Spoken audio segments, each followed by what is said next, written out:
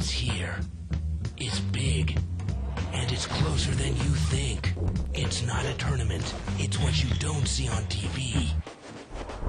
The cash is real. The stakes are high. They bet big. They win big. They lose big. High stakes live action poker. Live at the bike. Watch it live on the web or play it if you dare at the Bicycle Casino right here in Los Angeles. Hello everyone and welcome to Live at the Bike, brought to you by the Bicycle Casino in Los Angeles, California, the first and only webcast of real action cash game poker. My name is Bart Hansen, of course. I am joined by David Tuckman. Why are you waving that thing around, Dave? Tell us about tonight's show. Because it is bluff night, okay? And we are giving away one iPod Nano. It's the biggest bluff of the night. And we need your help. So please email us at liveatthebike.com and let us know who you think deserves this for the biggest bluff of the night. So tonight's game is our 10-20 no-limit game. Unrestricted buy-in game. You know, we have a couple of unrestricted buy-in games here on this show every week. And you can buy in for anything that you want, Dave. Yes, and you can too. $1,000 minimum, but no maximum. And we will see tens of thousands of dollars on the table tonight. So without further ado, let's do it. Let's get around and introduce the table. Why don't we do that? Okay. Let's see. In seat one, we've got Damon Payman. He's a local professional poker player. Excellent player. Pretty solid. But solid and tight. Seat two, we've got Mo, everybody's favorite. And they're local professional again. Seat three, we've got Avo. And Avo also is a professional poker player. This game is a tough game. A lot of professionals in this game. Seat four is David Lott. David made his first appearance on Live at the Bike last week and tried to bluff against, I want to say... Tony. Tony. Tight Tony. Yeah, Tight Tony, who gives nobody any action. So it was like, he was just bluffing the wrong guy. Right. And seat five, we've got, there he is, Jesus, wearing the Bicycle Casino hat. Yeah. Seat six, we've got Havel Abbas. Havel, Midnight Abbas. And right before the webcast began, Havel lost about $3,500 in one pot. Now, he's rebought, obviously, because he's got well over $3,000 there. But he lost about $3,500 with just a pair of jacks. Seat seven, we've got Dr. Beebe, Robert Burns. There we go.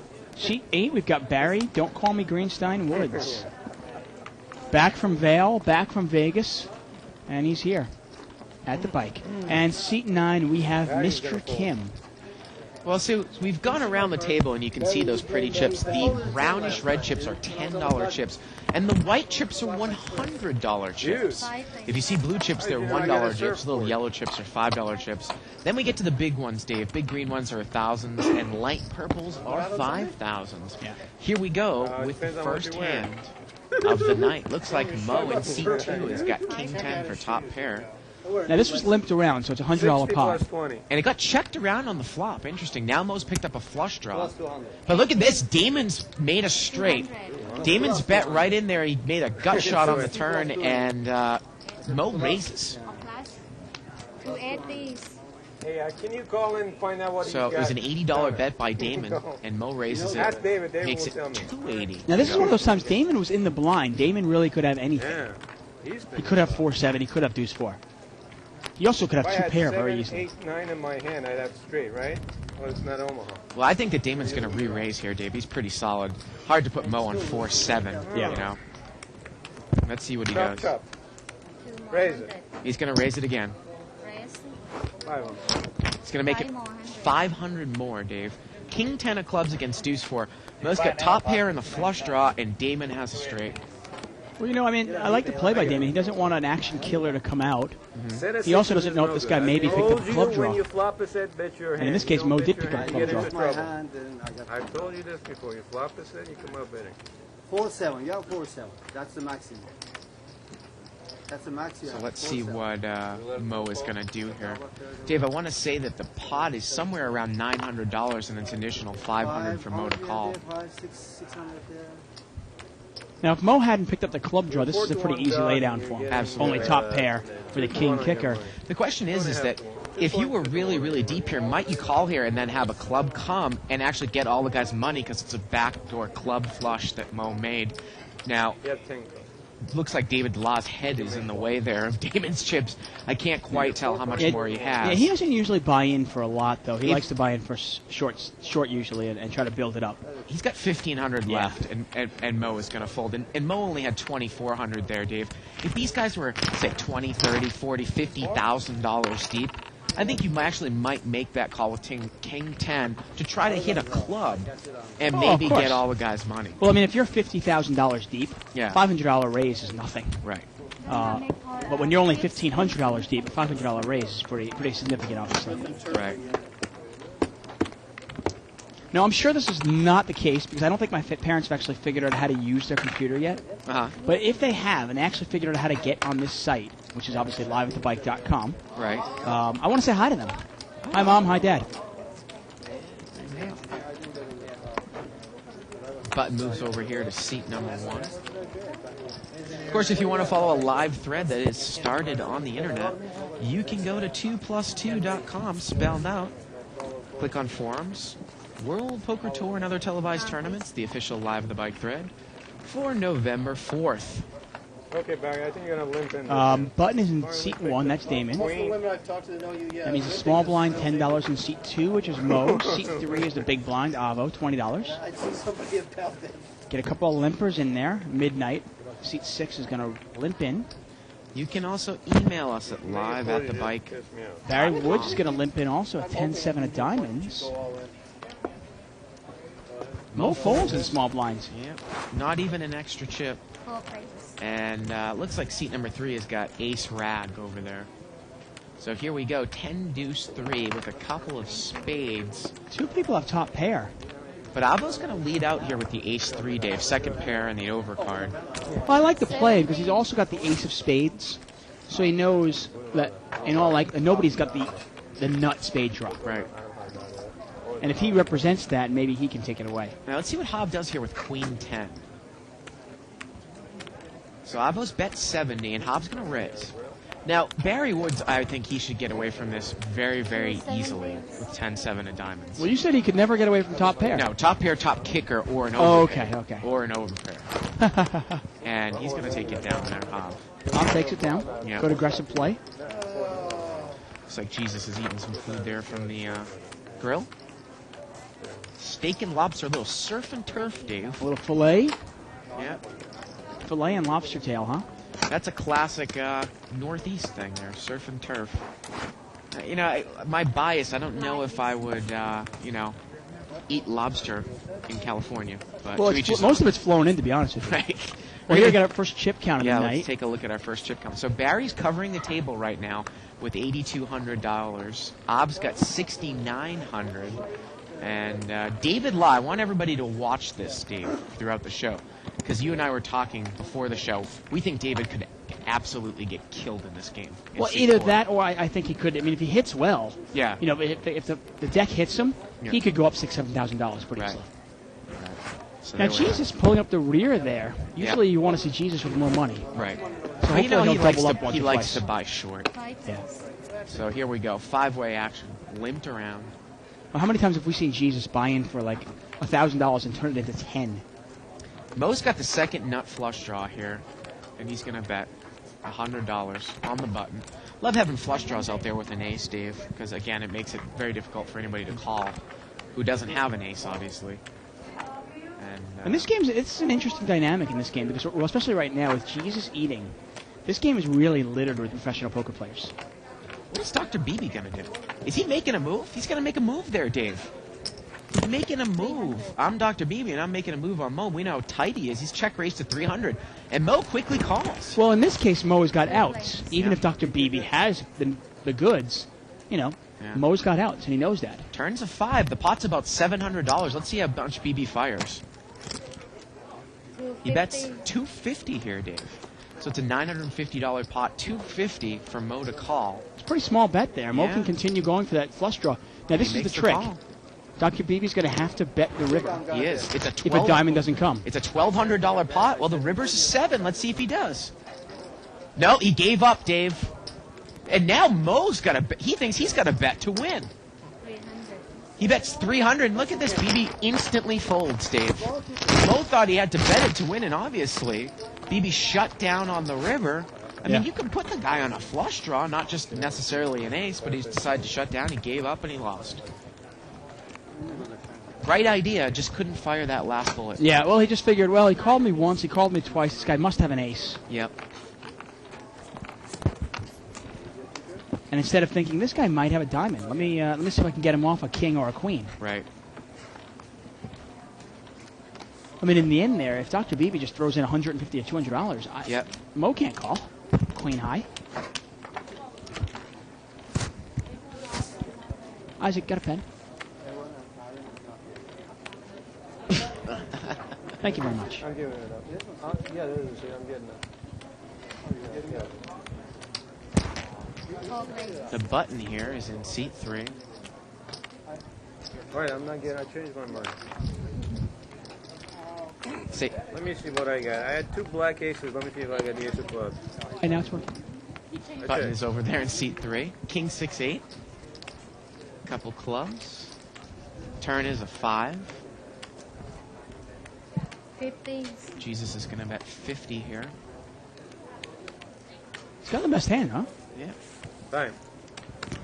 I got a flush draw. There you go. He's going to take it down.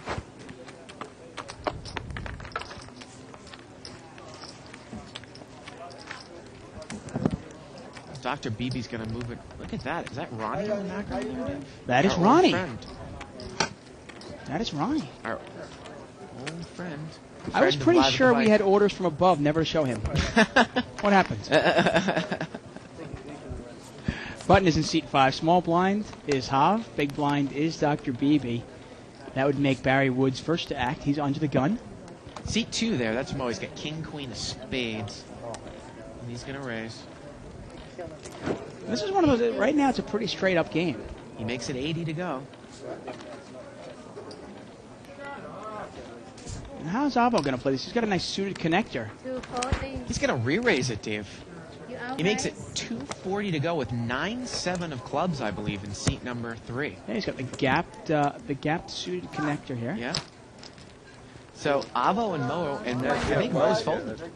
So Avo steals that pot there pre-flop. Well, it's a nice. I mean, Mo's put in a spot where does he really want to play king queen out of position? Just 50 cents for the draw. Well, we got to start thinking about bluff night, Dave. Of course. Yeah, well, I'm never going to stop thinking about it. Yeah. But we need people. We need all you guys' help, please. You can either let us know on 2+2 who you think is the best bluff of the night, Yeah. or feel free to email us at liveatthebike.com with any of your questions and comments, and obviously your vote for the best bluff of the night. Yep. Because they say here $1. Barry's blind. I got a bad hand, but I got a call. Little suited ace there for Damon. What is that thing sticking out of that chip right there? Do you see that? No? Raise it I didn't 200 and notice. take it. He's got a chip tilted up on its side there in seat 1. And we're going to see it limped around here. 6-way action. $120 pot. Three. Wow, 6-3-3, and we got 5-6, Queen 6, Dave. Couple people with top pair. And David's got pair of 4s. He might think his hand is good as well. No, he's not going to bet. 7. He gets checked around here. David's playing it pretty conservative, especially for David. Well, the turn's a 9. It looks like Barry has the best hand right now with Queen 6. And Hav has picked up a open-ended straight draw. Barry's going to bet out now. It's the third club. He bets the pot, 120. When David put himself in a tough spot by not betting at all on the flop, put himself in a spot of, is this hand good or not? Well, he's going to get away from it. Yeah. Again, I would much rather see him raise, as I would Hav here. Although you think that Hav would have bet if he had a 3. Well, the problem is, Hav's on the Slot. button. Yeah, Wouldn't if he bet a 6 or a 3? all right. And he just calls. Now, in this case, he needs a 7, an 8, a 5, or a 10. And the river is a 4, and how about that? It's a club. He's got a club in his hand. Or a club. And they're going to check it down, and Hobbs going to take it down with the flush. And there you go. Yeah, and that's, I mean, it seems like a small pot, but it's about a $300 pot there. Absolutely. I mean, and that's about the small as it gets tonight. Yep. So I saw you were playing in the 2040 limit game today. I was. Doing okay? It was okay. It was a pretty passive game, like most of the games that are spread here at the bike. A lot of limping pre-flop. Got to see a lot of hands. I actually ended up down $300, Dave, but over the course of 3 hours, it's just one of those things. I mean, you can't be bothered by a $300 loss because you're going to have sometimes losses of $1,000 or $2,000 in that game. It's just the nature of the game. Yeah, if you're playing poker, you really can't be bothered by any one day or even any 1 week. Right. It's obviously just one long session. Right. Pot's going to be limped around here. It looks like 4 ways. So that's an $80 pot. Ace, deuce, 8, couple spades. Dr. BB's got a spade draw. Now, spade draw with an ace up there in an unraised pot, Dave. I would think that you would bet that. I would definitely bet. Yeah, but Jesus is going to bet before it even gets to Dr. BB 50. with second pair. Well, BB just calls here on the button. 2 players. And we're heads up.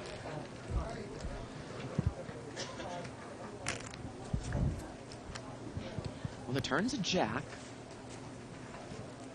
Jesus is going to bet again. Yeah, still has the best hand there. He's only pair going of to eights. 50, though. And BB calls. Now, that's a kind of a weak bet, Dave. I would think that maybe if you raise Jesus, you could get him off the hand. And the river's an ace. Jesus checks.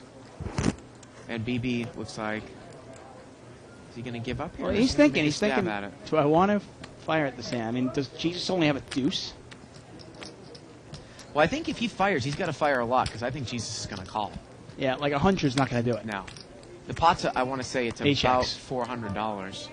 He checks. He thought about it. Yeah.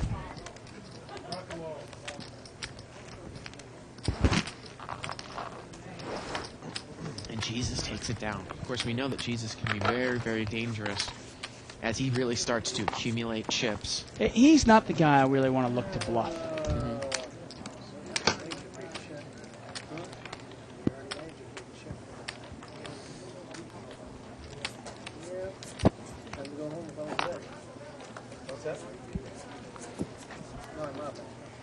So, of course,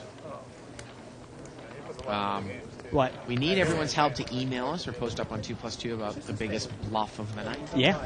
Rock and Giving roll. away this iPod Nano. And, this iPod Nano cost Joe Wynn, Action Joe Wynn, who was not in the game tonight, $14,000 last week.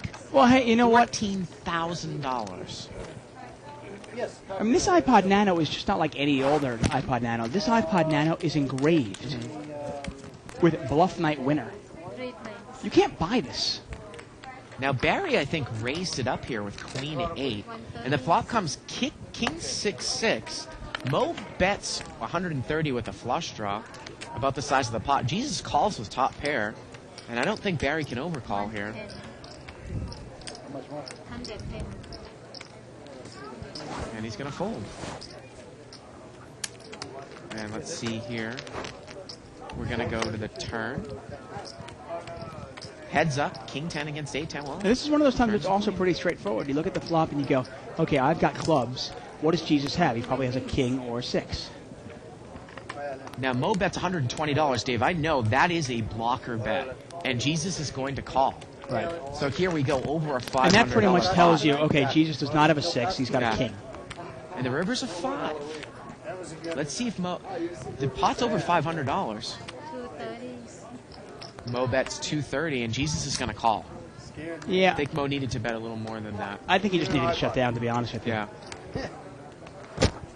He gave it a shot. I like the bet on the turn. Like you said, a blocker bet. He bets 120 into what? $300, $400 pot, yeah. Knowing if the club comes, Right. he's probably going to bet 500 or 400 and get paid. Right, So he's actually betting 120 to probably win something along the lines of 900. right, right. Which is 9-1 odds, which is pretty good. Pretty good. But you know, when Jesus calls you once, then calls you twice, betting 230 in the river, it's kind of giving it away, isn't it? Yeah. There's no way Jesus is going to go there anyway. Look at this. Alan here has come into seat number 1. He's buying in for $1,000. Dave, an interesting email here from Russ McGinley. Really? He says, hey guys, my 2+2 account has been banned for some reason, probably because of my avatar of Tiffany Williamson. The avatar included Tiffany's body with a donkey cartoon head over the face. I'm watching, but alas, I cannot post in the thread. I'm here in spirit. Don't forget about me. Russ now. Well, great, Russ. There you go.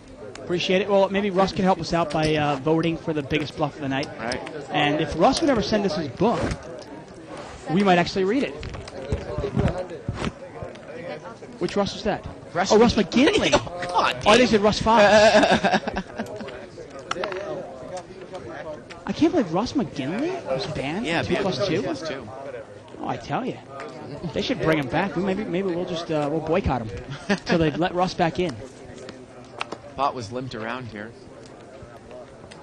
Ace-8 deuce. You should have seen the look that I gave Gabe when he said, "Send the book," and I'm like, "Are you mixing heard Russ Russ. Fox with Russ McGinley?" Alan's going to bet 50 here with top pair, My apologies, Russ. and BB is going to fold second pair, and Alan takes it down. No, it's not a bluff. Alan is an electronics dealer. Is that right? He actually makes like huge audio systems, like home theater systems, Uh-huh. but he does it also for big businesses as well. Right. And most of the consumer,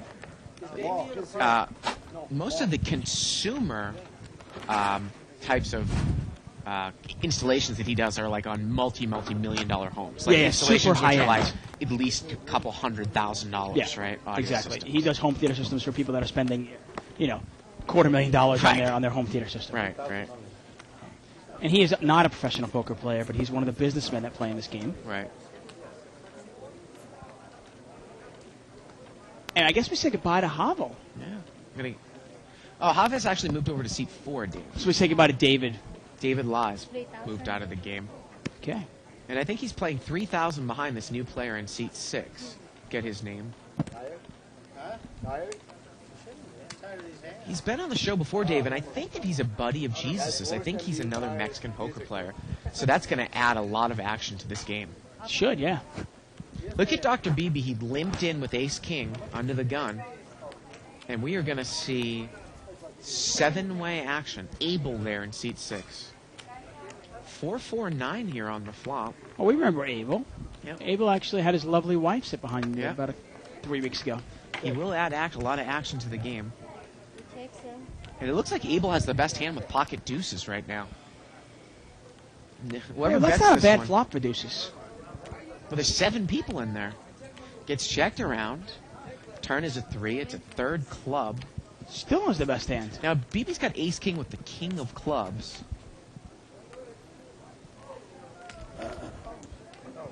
Now, most picked up an open-ended straight draw. Let's see if he's going to take a stab at it, Dave, if it gets checked to him over in C2. 220s. And I believe, did Abel bet here?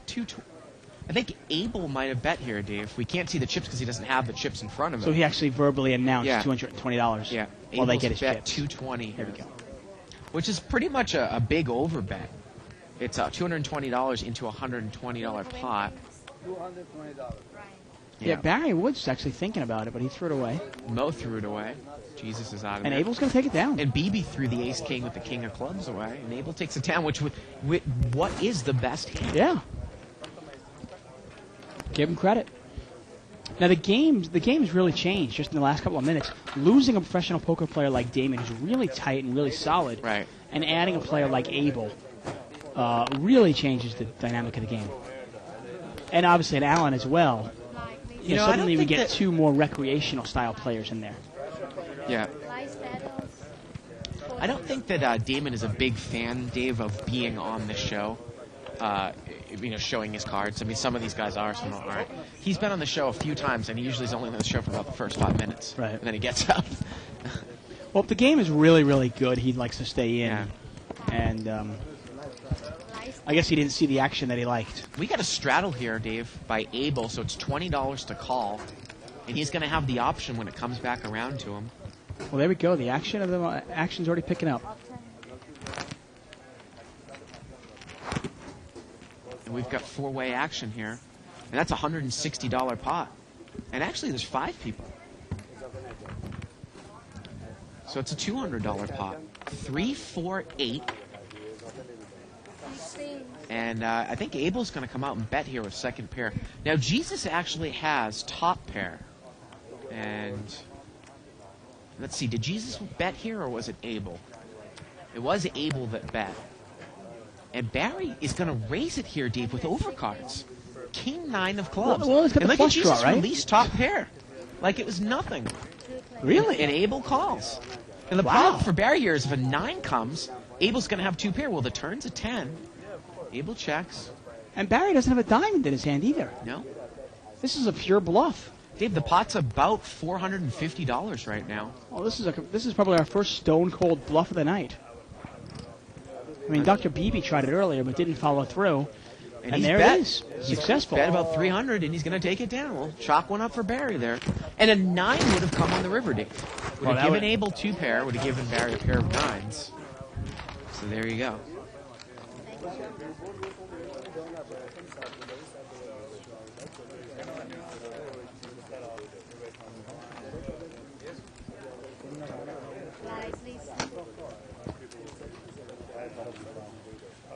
And Now, last night's show was an interesting show. well, you know, it's interesting. I mean, we've got a post on here by a gentleman on 2+2, Bugman68. He doesn't seem to be so, really pleased about last night's show, Dave. I'm not going to read the whole post, but what I want to say is that we have some of those shows on, Dave, once every couple of months, for different purposes. Obviously, it's not going to be the best poker, but we felt that if we could get the stream on their website, it would give great, attention to the show. Right, and obviously, and that was further the our purpose exposure. of it. So, if we're going to dedicate 2 hours every 3 months to doing something like that, hey, I think it was worth it. And the other thing, too, is when we had Playmates versus Bombshells, Dave, we got on ESPN, too. Now, Alan's got an overpair here. He had raised pre-flop, and he's going to bet here. He bets 300, and he's going to take it down. The Bombshell Girls against the Playmates, Dave, we got Right. on ESPN Hollywood, No, exactly. which is on ESPN. And you know what's interesting also is Yeah. you still can, even if you watch a poker game like last night, and somebody could say, well, what value is a game like that for me? Why should I even watch it, though? Yeah. But to be honest with you, you can still get a lot out of a game like that because how many times have you played, against somebody who's never played before? I mean, my wife was actually in the Bellagio, and she's playing in a 4-8 game against tourists who had never played poker before, but they wanted to try it because they saw it on TV. Right. And my wife was like, I can't play against these people. They have no idea what they're doing.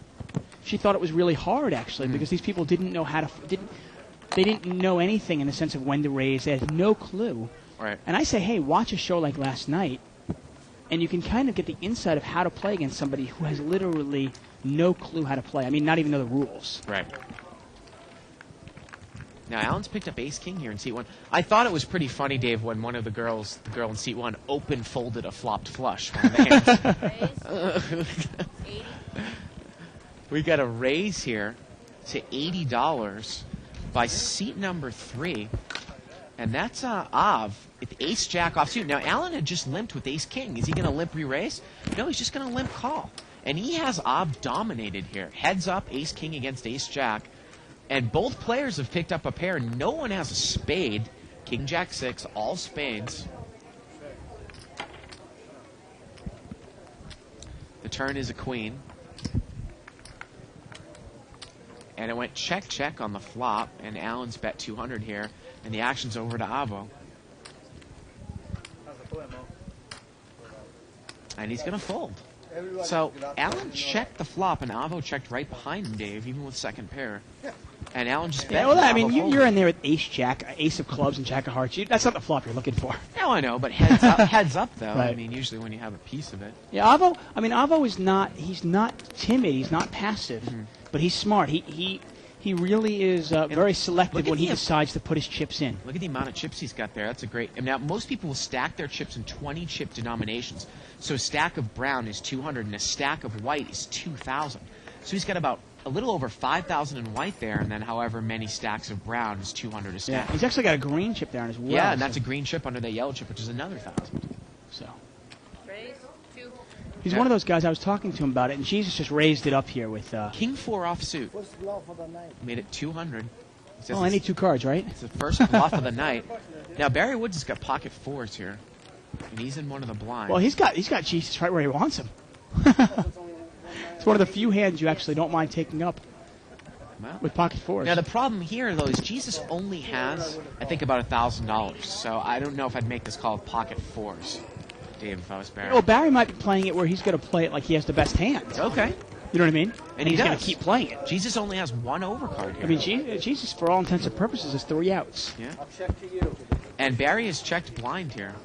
Pot is about $400. Jack 5-5, not a bad flop for pocket 4s. But look at this, Jesus checks right behind him, and the turn's an ace. Now, Jesus picked up the Oh, nut he flush didn't draw. bet on it. He didn't bet on it, but he's picked the flush up on the river. I thought for sure Jesus was going to bet there when the ace came out and gave him the nut flush draw. Yeah. Jesus is going to double check his, make sure his king was and king of hearts. Throwing a little bet here, but I don't think Barry's going to call. You got my permission. You got my permission. And Jesus and Barry have really developed a friendship over Yeah. the last I got a pair. few. Well, Barry's such a nice guy. I mean, it's Yeah. hard not to like him. Right. Yours is higher. I mean, look, he's just smiling as he loses the pot. Yeah. I actually think Barry would have called the flop. Absolutely. Absolutely. I think he might have check raised the flop. Yeah. Well, that's why when the ace came out in the turn, what a perfect bluff card for Jesus. Oh, especially with the Picked up the king of nut hearts. flush draw, Yeah. too? Absolutely. Okay, I'm assuming he showed you the right one. King of hearts. You have pocket pair and one of them heart. But to me, when you're watching poker, I mean, just to get back to last night's show, just one more time, when you're watching this show or any show, you really can get something out of any amount of poker. Right. Now, I actually find the hardest time to learn is when you're watching something on like ESPN or the Travel Channel, World Poker Tour, something like that, because I'm Yep. seeing edited down versions of poker. You know, how do I know how, like Tiffany Williamson plays? Right. When I see 2 hands out of, what, 6,000 she played? Avo's raised it here with deuce 3 of spades to 90. And look at Hav, ace queen of hearts. He's going to call. This is going to get a couple of players. Allen's got queen jack suited. He's got spades. I have a he's feeling not going he's anywhere. going to come in, Dave. No, he's not going anywhere. Yeah, he's going to call. So here we go, about a $300 pot, 3 ways. Avo is the original raiser. A king, queen, 6. Let's see if Avo continues the betting lead here. Well, if he does, he might take this away because the king has got to be a little bit of a scare card for Allen and Hav. He bets 250 here, Dave. That's about the size of the pot. A little under it. Pot's about 550 now, 250 to call. Yeah, it puts Hav in a tough spot, doesn't it, with the ace, queen of hearts? Yeah, I mean, it's like you put this guy. Okay, does this guy have a king? Does he have clubs? Right. You also can't beat king queen. Plus, you have a player behind you got to worry about. Well, if Hav makes the call, I just don't think Allen can make the call. I mean, he shouldn't make the call. No, definitely not. You can't Yeah. overcall this if you're Allen. But I think that Hav might raise here. And he is going to There you raise. go. That's a good play. I mean, if Yeah. you're gonna, I don't mind him folding actually, but Yeah. it's either fold or raise. You certainly don't want to call. Allen folds, and I think Avo's going to be done with the hand here. $400 more. And Hav takes it down. Now, is Hav does this pretty much professionally as well, Dave? Hav, yes. Hav will have us at midnight. He is a professional poker player.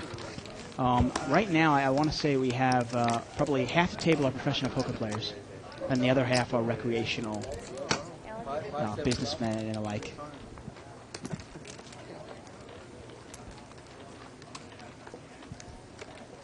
Look at this, our buddy from EA Sports, Dave, the guy who's going to develop the Live at the Bike video game, Sean O'Hara.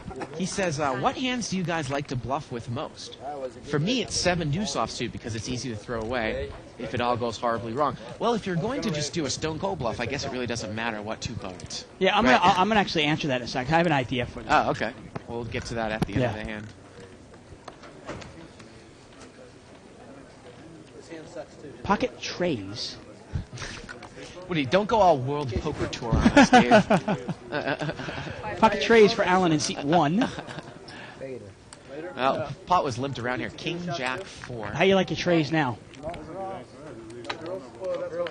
Hobbs got a gut shot there to the queen. And this is one of those few times where if I'm Hav, you can take off one for a gut shot because it is a rainbow board. Well, there it is. Bam. See? What did I say? queen there. And Dr. Beebe's made 2 pair. 50. And Hoff checked it.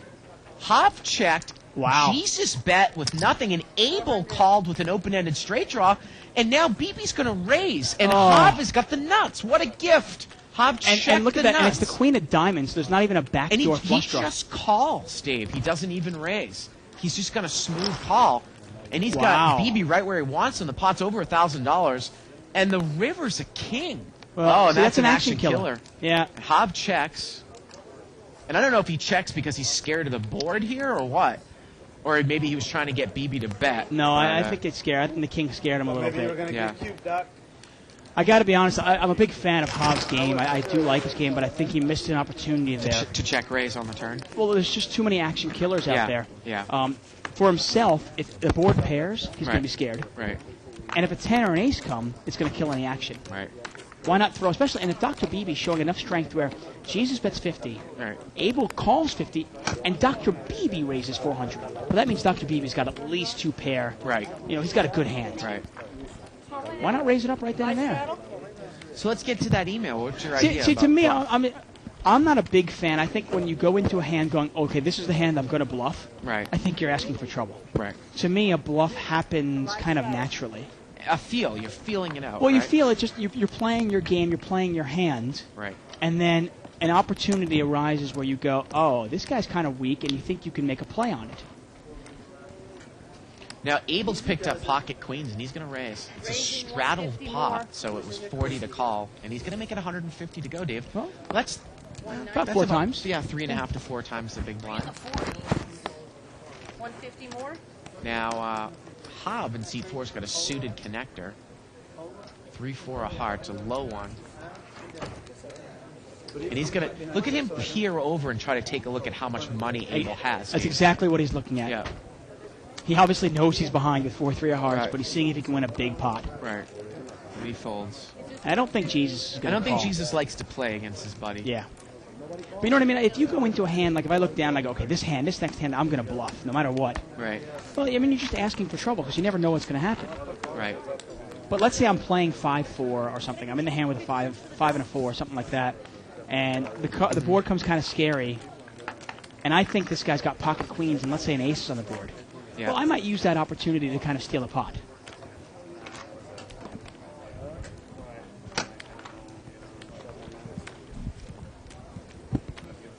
I mean, obviously, you bluff in limit, hold'em, and no limit, right? Right. But don't most of them kind of come naturally, right?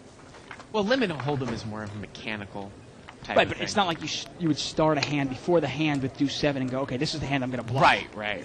Unless maybe you're on the button, you're just saying, I'm going to bet all the way through against this guy in the blind. Right. Yeah. I'm going to try to steal a blinds. Oops, he called. Let me see if I can hit my hand, or if he Which misses. I I'll actually take it. did this afternoon and lost $140. Well, that worked out well. huh? yeah, exactly. 4-5 offsuit on the button I raised. Well, Alan's got king. A couple Yeah. of cowboys there. And he's going to raise. That is 170 total. Makes it 170. And Jesus is going to call with a suited ace. And Abel's out of there. 2 players.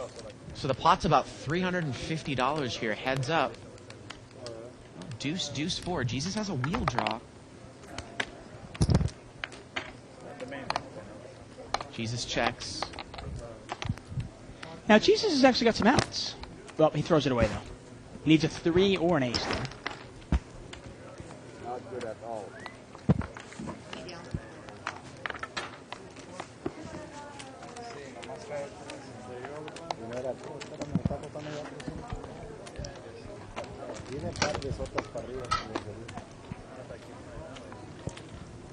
Button is in seat 2.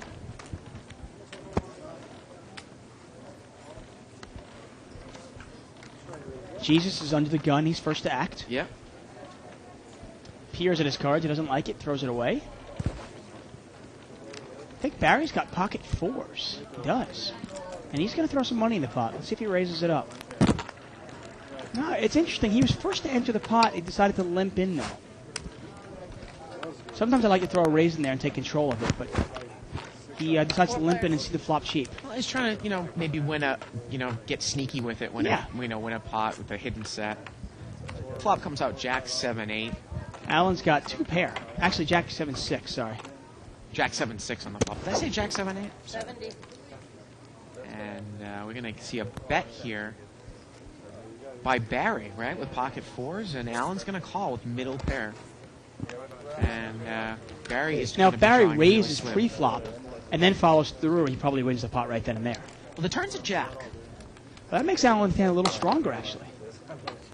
Barry checks it. Alan's Oh, gonna I like the bet. bet by Alan here. Bet's 100. I don't like the size of the bet, but I like the fact that he bet. Now, because it's so weak, you think that Barry might be able to check raise here? And he is, Dave. He's going to check raise. 140 more. He's going to make it 140 more, another little small raise. Yeah, And that's going to be enough, though. Alan's off the hand. and there you go. That is just, you got a professional poker player in Barry Woods outplaying the businessman in seat one. And Barry Woods says he's not a professional poker player, but he plays 3 or 4 times a week and is a consistent winner. I mean, I know he does other things. I'm sure he'll be happy that you said that, Dave. Professional poker player. Lines, please. And I'm not snickering at Barry, but... Right. No, I know what you mean, but in terms of experience and in terms of playing ability, Barry Woods is certainly closer to professional level than, say, Alan would be. Okay, that's fair enough. And you see the bet there. I love the bet by Alan, but why bet 100? It just kind of screams, I don't really like my hand, but I think I have the best hand, so I have to bet. Right. If he bets 300 into the pot, Barry throws his hand away. And look at that, and the river would have been a 7. Wow. River would have been a 7. And that's a nice bluff. Well, by- not that really would have made much of a difference with the guy on the jack, though, right? Wouldn't have mattered. Yeah, but it's just knowing Alan, if another 7 comes off, I don't think he goes anywhere. Right. Wow, seat 6 raised made it 40. And Jesus, I think, pulled the limp re-raise, Dave. Jesus pulled I the thought they limp- didn't like to play against each I other. don't know, but Jesus pulled a limp re-raise. And he's going to bet ace, king, 8. Well, Abel's got king 10. He's got second pair, not much of a kicker. Wow, he's going to call. Potty's now over $500. Jesus has got a gut shot. The turn is a 9. Still got a gut shot. And he's still going to bet 200.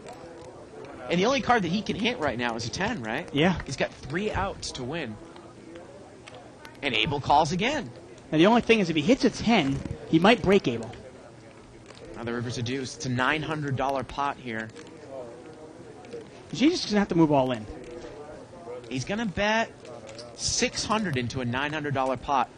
$1,500. I don't think Abel's going anywhere. I think he was sticking around.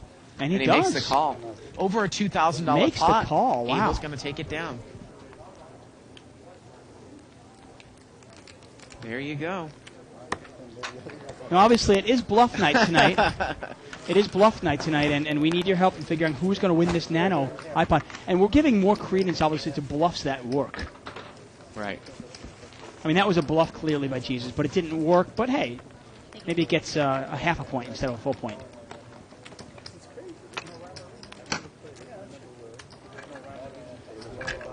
Yeah, I mean, we gave it to Joe last week, Dave, and none of his bluffs worked. Yeah, I think he bluffed so many times. and Right. I think it was kind of a sympathy win for him. Felt so bad for the guy.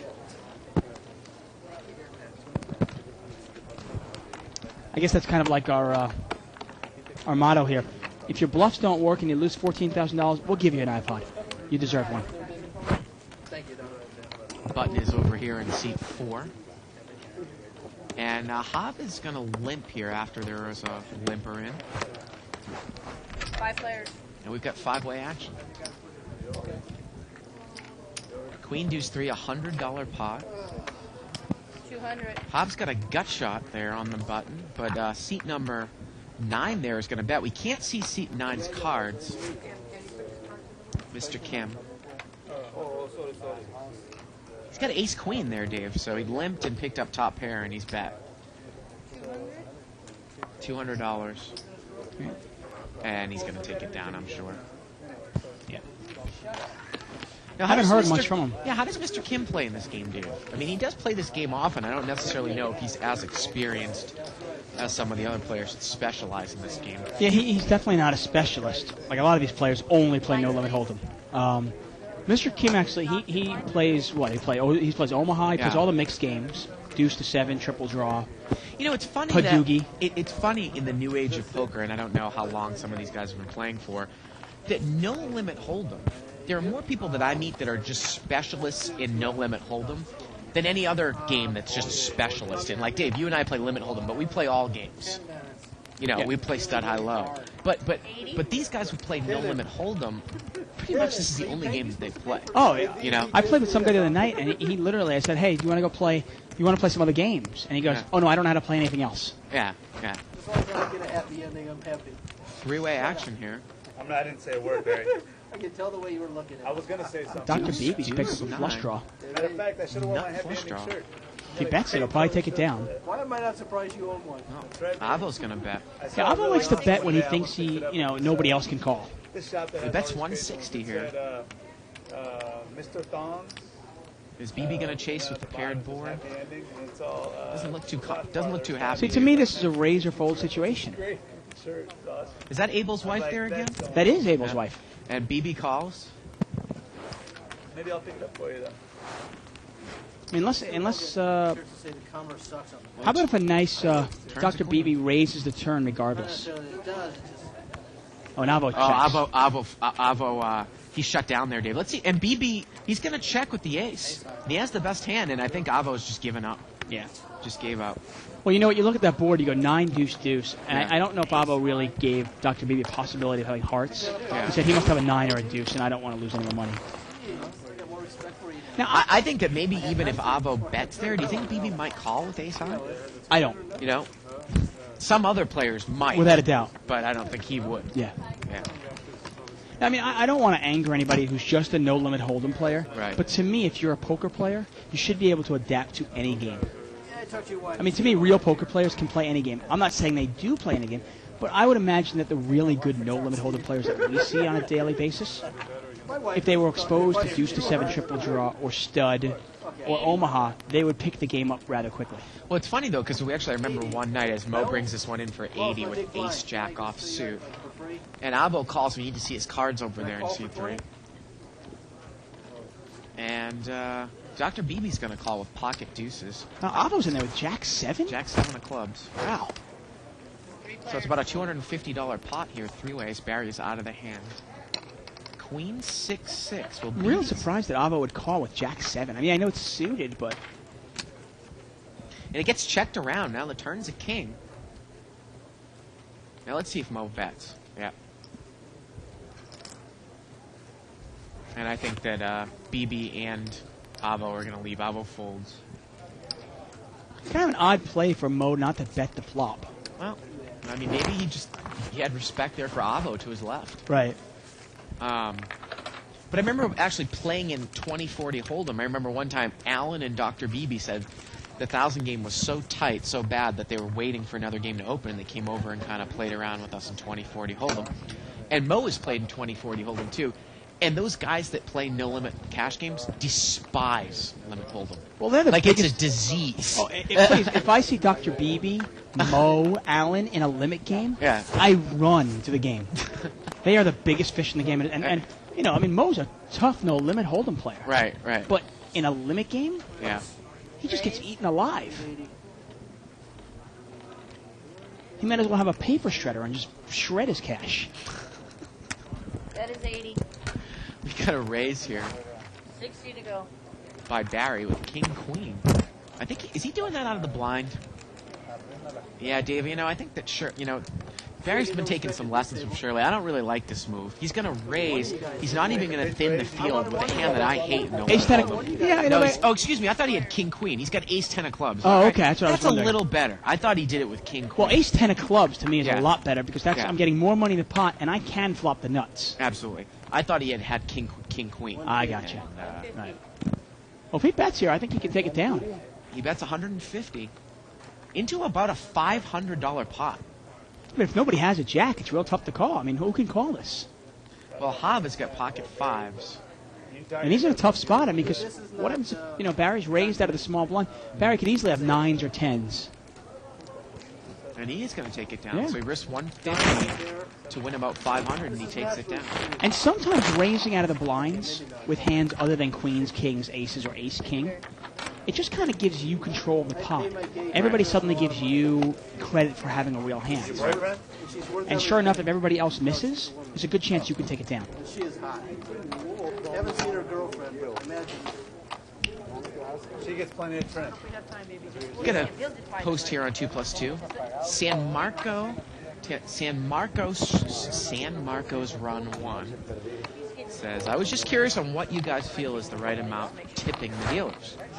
I still have trouble myself figuring out what the right amount is. I basically over-tip now because I'd rather be on the safe side than be a jerk.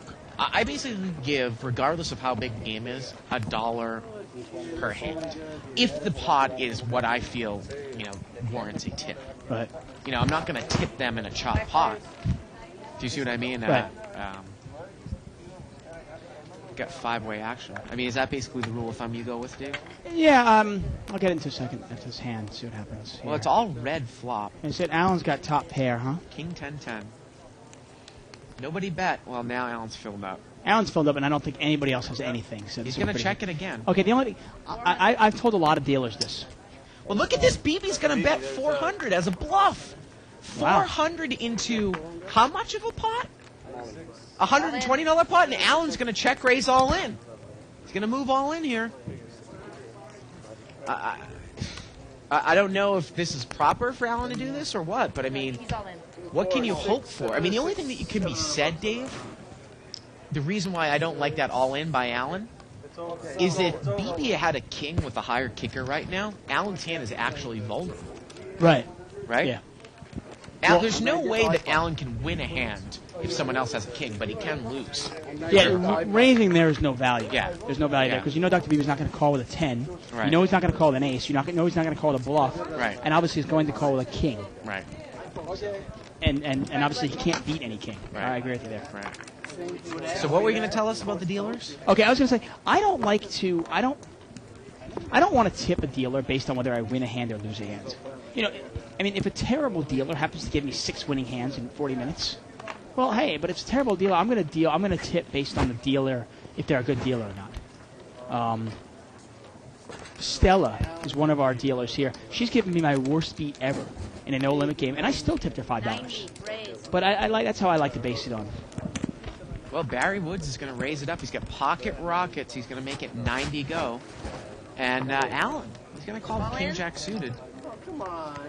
And Jesus is going to move all in here. Let's see how much more it is. The limp re-raise all in with King 9 of hearts. Yeah, I don't think he has much money, though. Okay, here's Yeah. 90. 210 more. Now the question for Barry is, do you just want to call here and keep the hand heads up with Allen on the side? 10 more? To me, why not? It's not like you're worried about Jesus, right?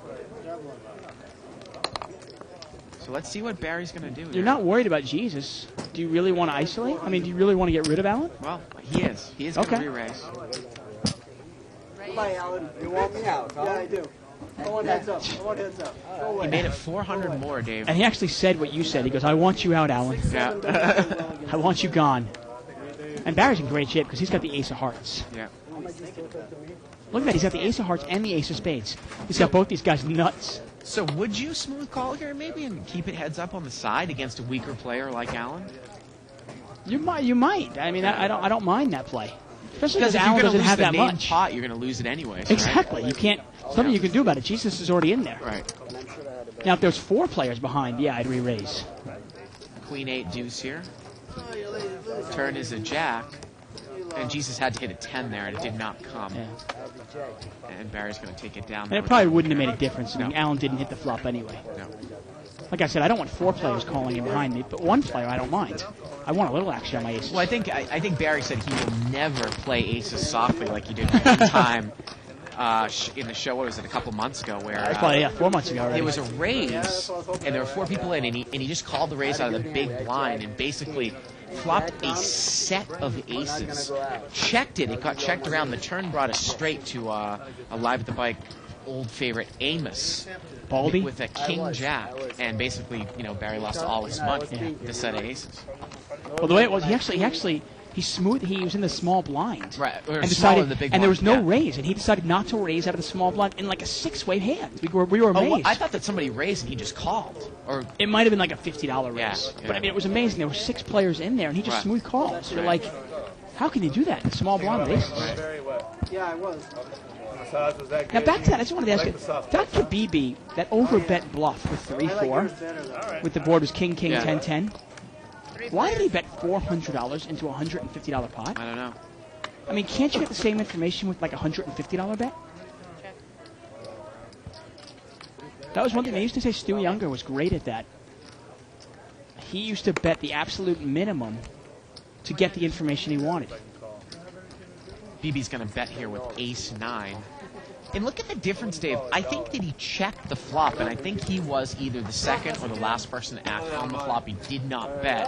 Right. Now another safe card comes, and I guess he figures his hand is good, and he bets with ace-9. But we have seen BB check top pair a lot. We've seen him muck over pairs. It's just extremely passive. Well, he's mixed up his game a little bit here, where he's bluffing a little bit, but he's bluffed twice, and neither one has worked. You don't have to beat me. Actually, the only bluffs that have worked so far have been Barry's. Well, here we go with another chip count. So Barry's still in the lead there, at about $9,000. Avo's got about $6,200. And we haven't seen any great movement besides the fact that Jesus is now broke, but I'm sure that he'll come back into the game. Yeah. 90. Because I'm the easiest target on this table, so he wants to take my chips. I mean, one thing, the dealers might kill me, but I see some players, like recreational players, kind of over-tip dealers. And I'm all for tipping dealers properly, but I see some guys, like, they'll win a pot and they tip the dealer like $20. And I'm like, man, I know you won a big pot, but how can you possibly beat a game when you're tipping, like, basically a good hour of earnings? You get a raise there by Avo, and Barry's going to call on the blind with ace-5. And look at this, Avo's flopped an open-ended straight draw, but Barry has a wheel draw. And interestingly, if a 3 comes, though, Avo's got the higher straight. That's right. 120. And Avo bets 120 here.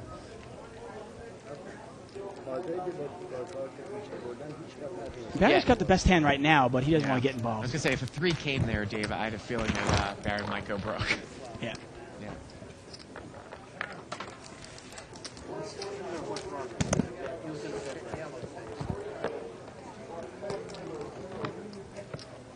I mean, not to say, obviously, a few times when I've won huge pots, I remember one of my bigger pots I've ever won, I won like a $6,000 pot in a no-limit game.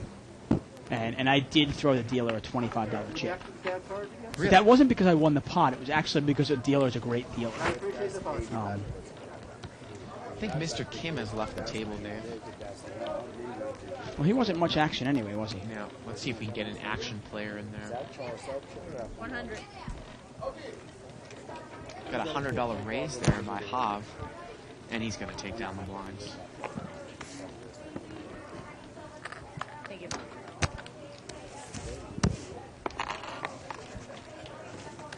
So you got some big plans for the weekend, Dave?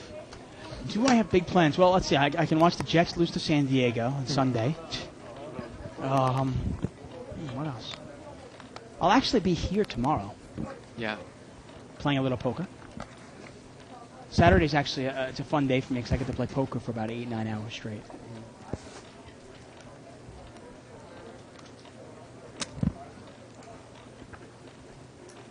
So yellows don't play here? So Jesus is back to the table with $1,000. And 150. Abel's got pocket 9s, and he's going to make it 150 to go from the button. Why not? You got the power up the button, limit the field a little bit, and he'll probably take it down right here. Well, Hobbit limped in, yep.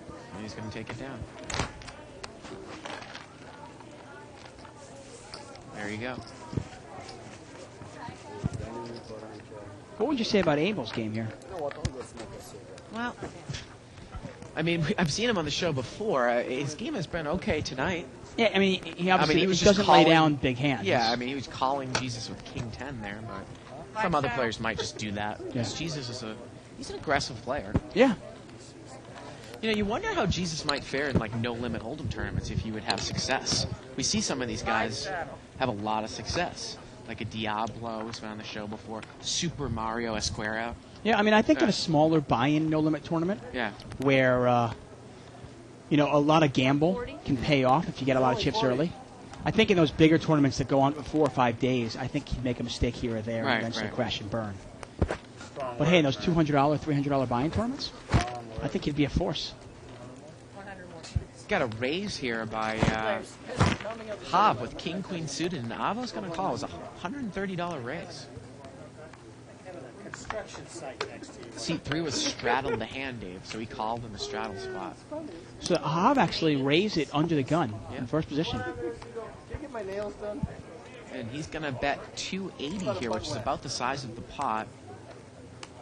And that's the power position there. Look at that. Not only Hav has position on him, but Hav also raised pre-flop representing a big hand. Yep. And even though Avo has a better hand, he can't call. I don't really consider that a bluff. No. It's more of a continuation. Yeah, although he did have, I mean, he had to bet. He did not have the best Yes, that hands. was great. I'll have you again later after my dinner. But everyone gets here. Thank you. We'll miss you. Once again, we are live at the bike, folks. I'm David Tuckman here with Bart Hansen. We're playing No Limit Hold'em. It's bluff night here. The blinds are 10 and 20. So you have anything planned this weekend? Hot date? I'm actually going with a little lady friend to a birthday party tonight after the show. Really? In Pasadena, of all places. Wow. Little Big Lebowski on you guys out there. We gotta get to Pasadena, Walter. Do you drink what the dude drinks? White Russian. White Russians? Ace 10-4 here. Great movie, isn't it? Yeah. Abel's gonna bet out here on a 10. Avo has the only diamond. Now, I like the bet by Abel. Now, how can Barry call here with Ace 9 with no diamond? He's gonna raise. He's gonna raise. Yeah, he really can't call, but he can raise. He's gonna make it 300 to go. Doyle Brunson actually said that. He goes, you know, you can't call. Wow, and Abel calls without a diamond in his hand. 7-10 Wow. without a diamond. The turn's a king. Maybe he's gonna use a diamond as a scare card. He's got to. Checks. What's Look at this. Barry checks right behind him. And the river's a queen. And now a jack would be a straight. That's it. And it's just going to get checked down. Ace is good. Well, it's a nice range there by Barry. I was going to say, I mean, you can have any two cards to raise with. It's a nice range there because he's in position, and it kind of shuts Abel down. He doesn't have fun. I don't have a gun.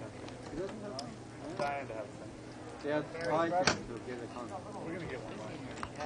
I think Barry correctly assumed that Abel would slow play a made flush. No problem. A flop flush, that is. I'm easy. Okay, that's fine. Couple limpers here.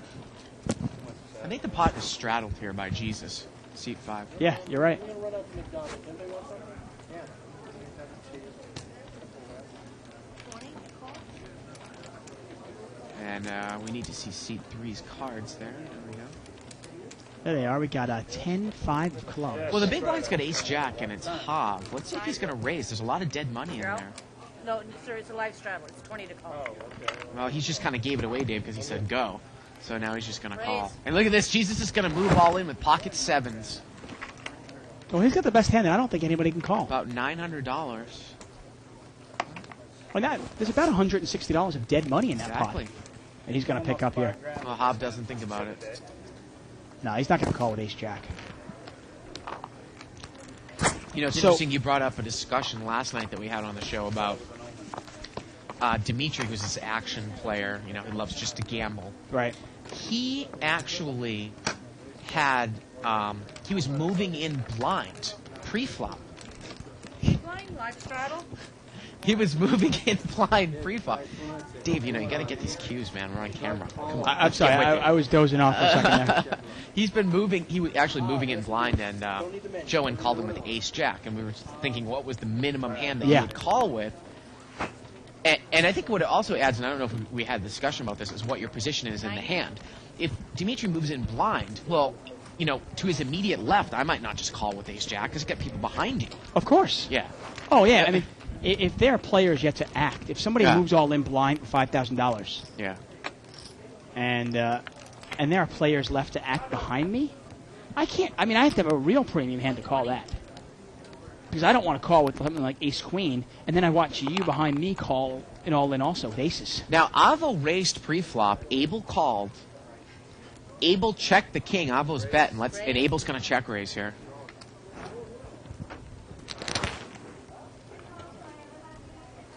And let's see how much more he's going to make it. Looks like 400 there, Dave. Well, Avo does have a pair here.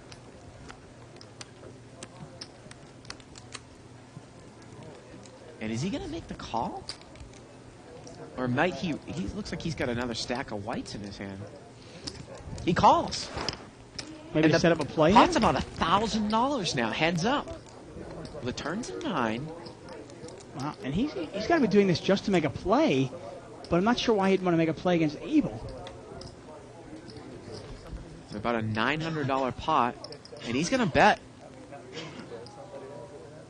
Looks like 1,000, about the size of the pot there. I don't know. And Avo can only beat a flush draw, or maybe like somebody has 4-5.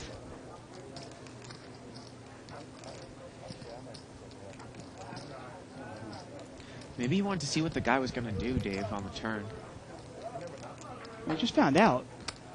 Or does he think his hand is good here with a pair of 3s?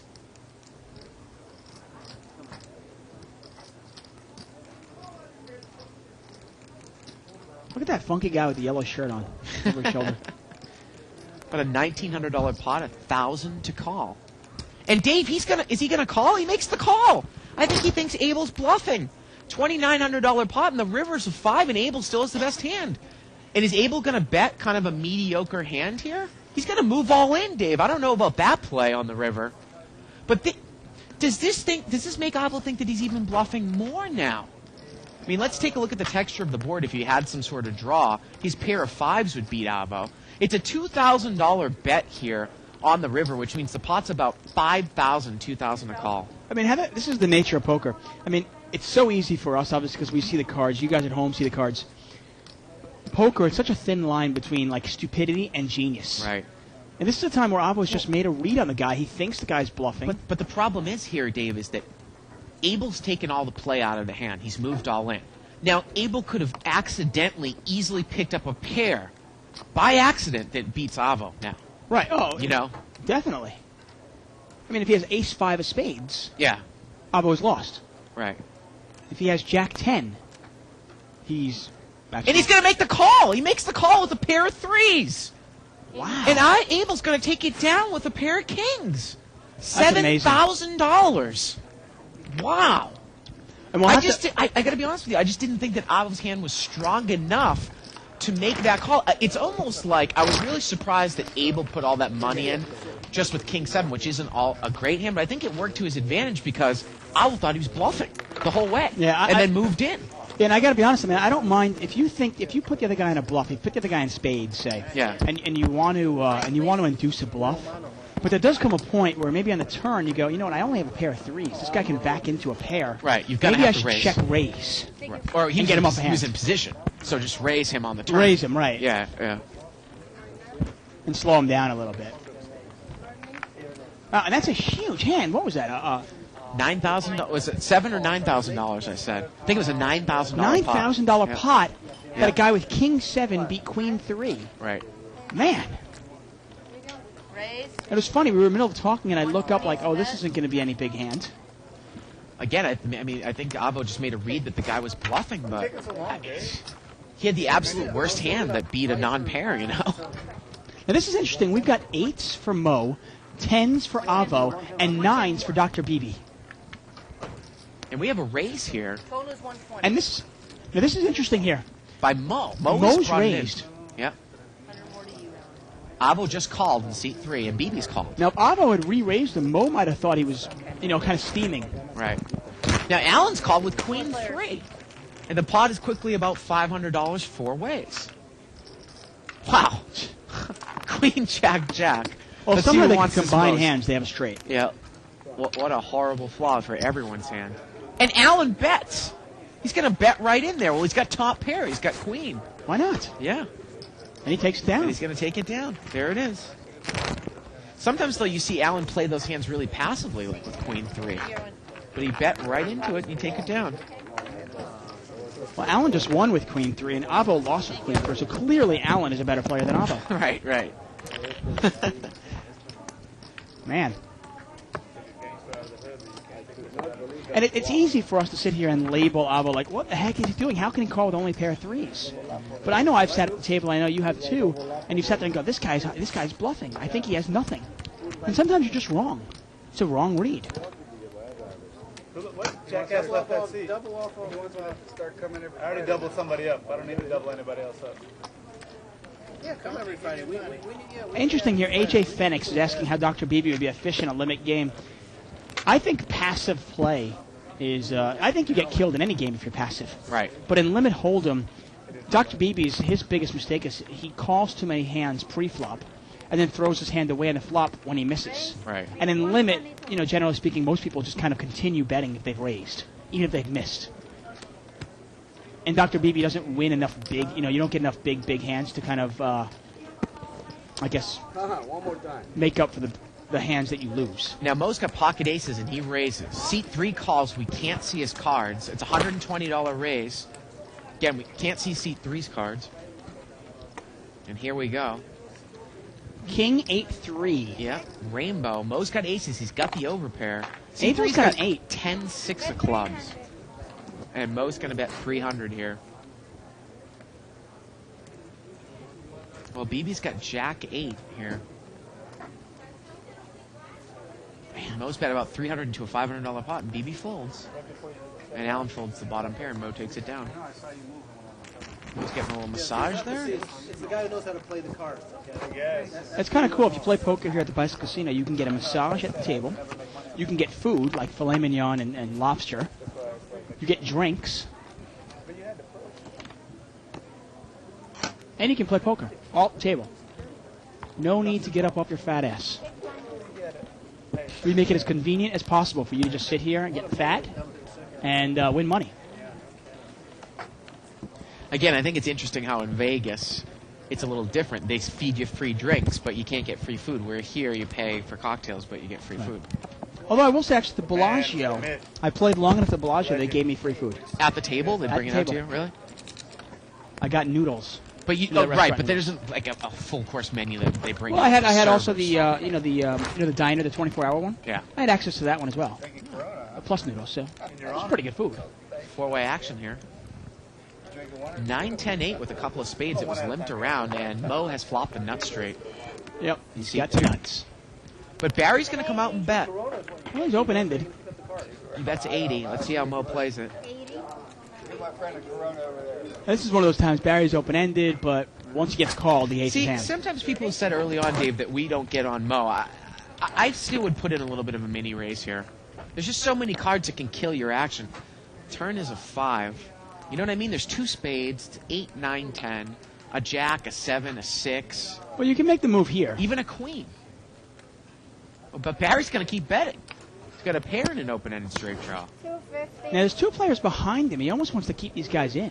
He bets 250, and now Nope. Mo's going to raise. Yeah, Hobble's actually gone. Hob is not in the hand. Abel was in the hand with top pair. 600. And Mo's going to raise it up to 600. Now, Abel's got top pair and a gut shot, but everyone's drawing dead. You know, if the jack comes to make Barry straight, Mo has a higher straight with the queen. Yeah, I don't think Barry's going to call this. $300 bet, and Mo makes a raise to 600. And Barry can only beat a pure bluff. I mean, Mo is definitely capable of doing a stone-cold bluff, but you better definitely put Mo just on that. Pot's about $1,100. I mean, what can you beat here? A couple of spades? I mean, Barry, in essence, is still on a draw. I mean, he has a pair. But Well, I mean, like it's better you than, said- say, if Right. Mo is just, well, as if Mo just has Jack. Right. And I think that's what Barry thinks he might have, making a move with like a lone Jack or maybe spades.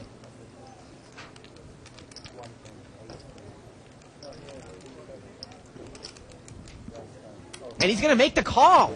I think everybody's scared that everybody else is bluffing. Wow. And we got a $1,400 pot here to the river. Oh, the river's the spade card, and I think that's a bad card for Mo.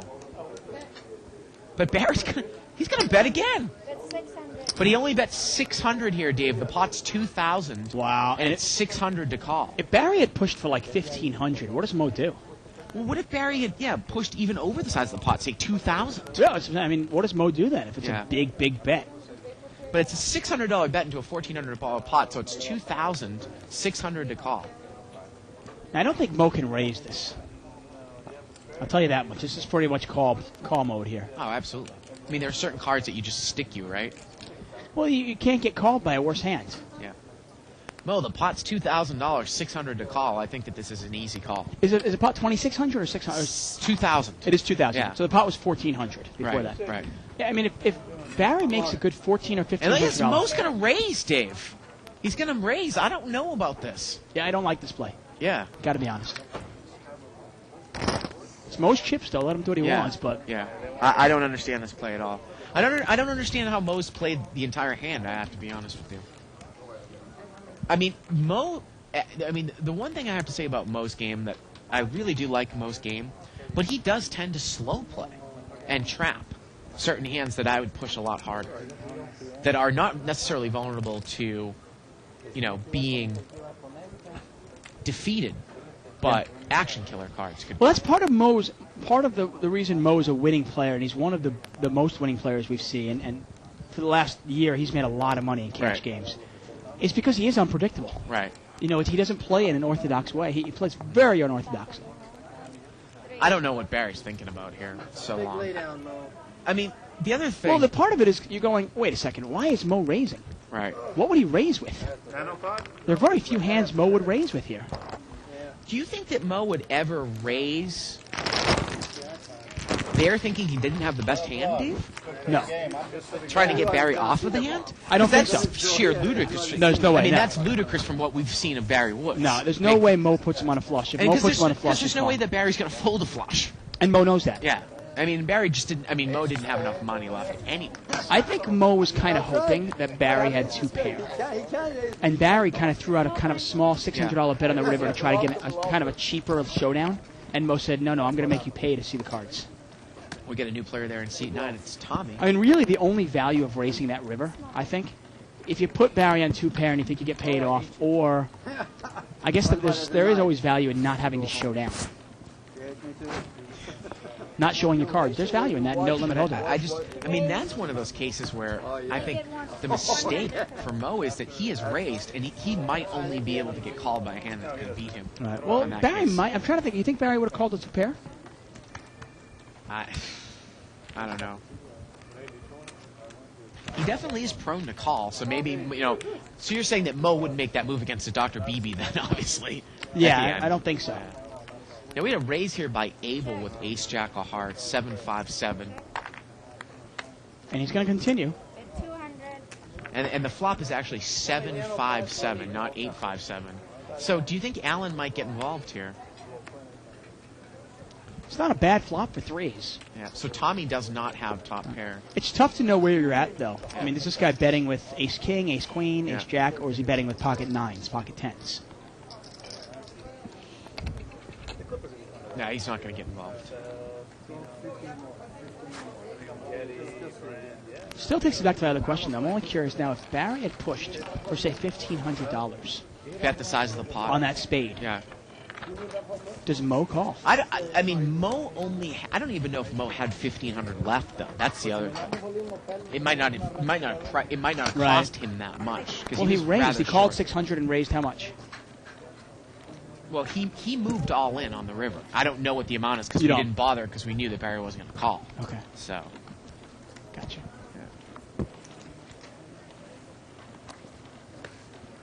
Button moves over here to seat 8.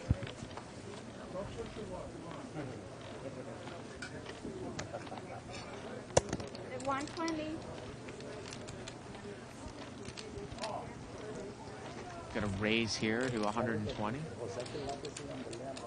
Is that by Hav in seat 4 That is. with ace queen? Now Tommy's got king queen in the small blind. Look how quickly he mucks that, Dave. Now that is Tommy Huffnagel, folks. Yeah. Tommy Huffnagel has won a World Series of Poker bracelet in 1998 for stud high-low. And let's see if we. Yeah, And there it there's is. There's his bracelet there that he got customized to say his name, Tommy, on it. Ahead of you right now. He's got a winning the green shirt. Dave, what? I can't remember off the top of my head. When is winning the green? Winning the Around green what is time? kind of like March time. March. Yeah. And you only get that T-shirt if you get to a final table. Yeah. So Well, we've got our turkey shoot series coming up, right? yeah. The turkey shoot. We're going to take a look at another chip count. So Barry's moved down a little bit, Dave, after he lost that hand to Mo, $8,000. Look at Abel, though. He's trying to make a bluff, and Abel's moved up, right? Yeah, up to 7,000. Wow. 7,000. And fortunately, Jesus is bought in, but he always buys in for the minimum. He's in for Right. 1,000. And Mo's up to what? Is that Yeah, that's about right. 3,000. 3,000? Okay. Because he lost a little bit early on. He tried a couple of bluffs that didn't work. There we go. We're going to get into our next hand here. Tommy Hufnagel's got the button in seat 9. He's got a nice pan for the button. 9-10 of clubs. And it's going to get limped around here. This is a straddle pot, I think, right? I saw 4 chips in front of everybody. So that's $280, Dave. Wow. 40 times 7. Ace, 10, deuce. And Abel's top got pair. ace. And he's going to bet. He's going to bet 200 here. Of course, a straddled pot is a $40 blind that's put by the under-the-gun player, and then when it comes around to him, he has the option. And what did Abel bet? 200? 200 to a $280 pot. Now, depending on how much money Abel has, in this case he has 7,000, and Barry's got 8,000. I might have taken one off with Queen Jack. Barry actually had Queen Jack also. Yeah. And I might take one off. It's a rainbow board. Now, if I catch that king, and Abel happens to have 2 pair, or an ace with, Abel has trouble getting away from those big hands, I might win a huge pot. So you're in essence, when you figure out the implied odds, you're in essence counting 4 outs there. It's a $200 bet. And if you make the call, you want to make, and basically with 4 outs, you're probably trying to catch, you're going to catch your card one time in 12. So you want to make about 11 to 1 Right, on the pot that is bet. right. The pot's about 500 already, Right. 200 to call. But I'm also looking at the fact that Abel has $7,000. Right. So if he makes that $200 bet, you want to win it probably at least $2,000 for that to make it profitable. And I think I might. But if the king comes. and all those things have to work into factor. Yeah. If you catch your card, that's what you need to make that call. So. Well, yeah, Doyle Brunson used to say, he goes, sometimes those gut shots or the double gutters, players don't see them as much. Players are always, their eyes kind of look for that flush. Right. When the flush card comes, everybody goes, oh, he made a flush. Damn. But those gut shots, straight draws, they're hard to see.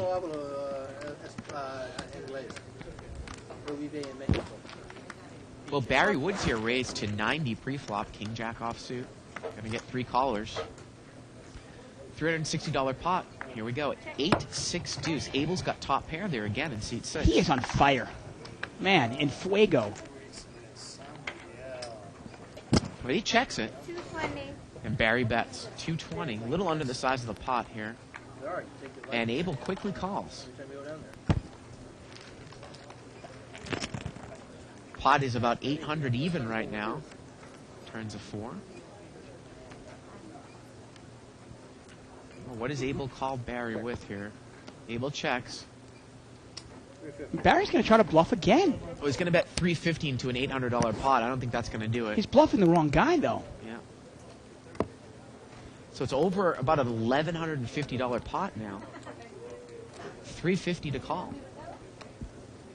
And he's got the chips cut out there, Dave. Might you raise this if you put the guy in diamonds?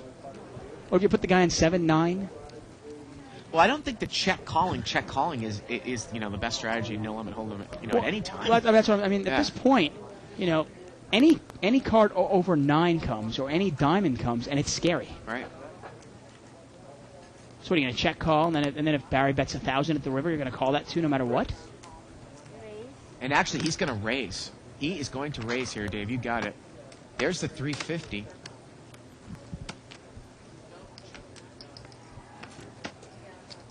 And let's see how much more he makes it. 1,100 more. It's 1,100 more there. 1,100 So there more. you That was a go. good pickup there by you, Bo. Yeah. Real good pickup. Looked like it just called for me. Raises it up. Yep. And Dave, the pot is now about $2,500. And that's I mean, I really like that play because I know some people say, well, hey, if the guy's going to bluff, let him bluff. Yeah. Problem is, if a 10 peels, a jack peels, a queen peels, a king peels, an ace peels, or a diamond peels, it's really tough to call. $2,500 pot, $1,100 to call. I don't really. I think Barry's kind of Hollywooding it up here. Yeah. And look at Abel. Abel has just come in fresh from the Mexican No Limit Poker section, and he is destroying these pros. Is that a grin he has on his face there? That's the wife. He's got a grin on his face. We were out of town for a couple of days. And this is one of those times where you can actually get, I mean, even if Barry had ace-8, you could probably get him off the best hand. Well, Barry, what is he going to do? Can he call and then make a move on the river, or he needs to raise here? Could you ever call here? Is that an option? To make a move on the river? I don't think against Abel. I don't work too much. You know, Abel has made most of the money tonight just from calling bluffs down. Still hasn't completed. Well, Barry's having a lot of trouble here with this hand. Again, it's a $2,500 pot, $1,100 to call. And did Barry call? Barry called with King Jack. Wow. Well, he only needs a king or a jack. Pot's about $4,000 now. Or did he raise again? Excuse me, has he re-raised? Excuse me, he's re-raised, Dave. And look at this. Abel comes back over the top again. And he re-raises again, and there's all the plays out of it now. So Barry made it $1,100 more. Pot was $5,100. Abel calls the $1,100, plus we'll see how much more. $6,200 plus what?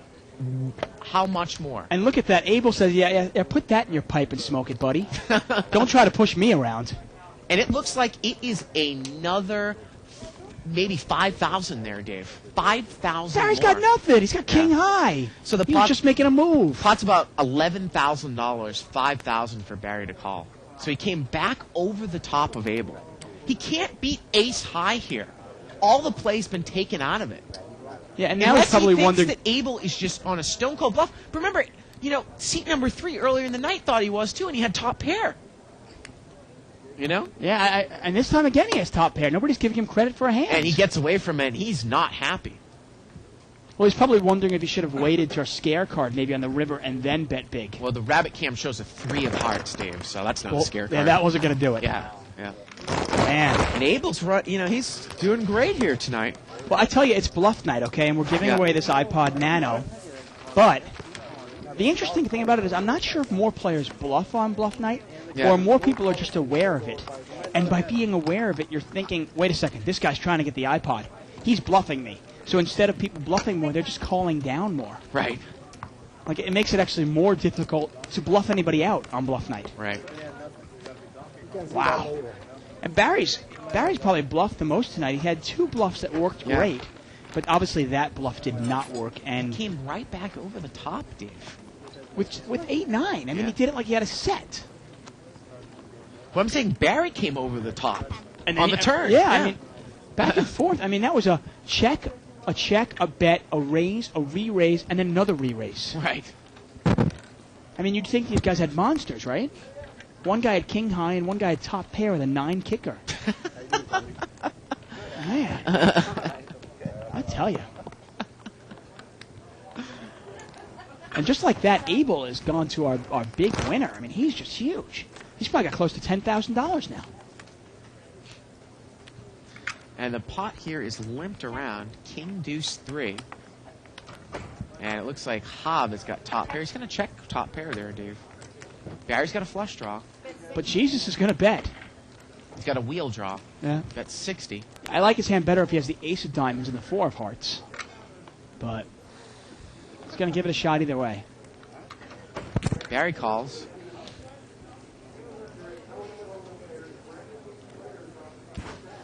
And what do you do if you're half here? You got king with a pretty weak kicker. Yeah. You know, you got a bet by Jesus, which doesn't necessarily mean anything, and you got a call from Barry, but Barry might be steaming. So, what do you do? Looks like he's going to raise, and he does. Raise 200 more. Jesus folds. He's going to raise it $200 more. Hobb doesn't play many hands, but the hands he plays them aggressively. You going to tilt against me, Barry? Yeah. And look at this. Barry makes the call. Well, the turn's a 6. And Barry's got 7-8 of diamonds here, huh? And Hobbs going to bet again. It's 600. He bet 600 here, Dave. Now, this might be a time for Barry to raise. Because against Hav, you can raise. Hav might be more apt to lay down the hand. He's going to fold. I can handle a raise. I'm afraid you would. And Hobbs is going to take it down. Well, seat 3 there, Avo. I'm getting word that he has rebought, if we can take a pan over there, for another $11,000. Yeah, I think he wants to cover Abel. So there it is. I think he's Oh, kind of remember, he pointed. still might be steamed about when Abel beat him with King 7. Yeah, I think he might be wanting to cover the table here. Yeah. It always makes for good action when the amateurs are beating the pros. Dave, this is funny. We got a post here on 2+2 by Arvin. He says, Bart and Dave, love your show. This might be a dumb question, but what makes a good, solid poker player? Thanks for your commentary. Now listen to this, Man, though. that's a tough question. Now listen to this, though. This might seem like a funny response, but Nathan 2 on 2+2 says, a good, solid poker player is made by sitting at a table of bad, weak poker players. And in actuality, that has a lot to do with it. Game selection. Game selection is huge. Barry Yeah. Greenstein used to say, you can be the 10th best player in the world, but if you play with 9 players that are better than you, you're Yeah. going to be a loser. Yeah. And obviously vice versa. Hob is going to raise here. Pot was straddled by Abel. Take Got it ace down. queen. He's going to take it down.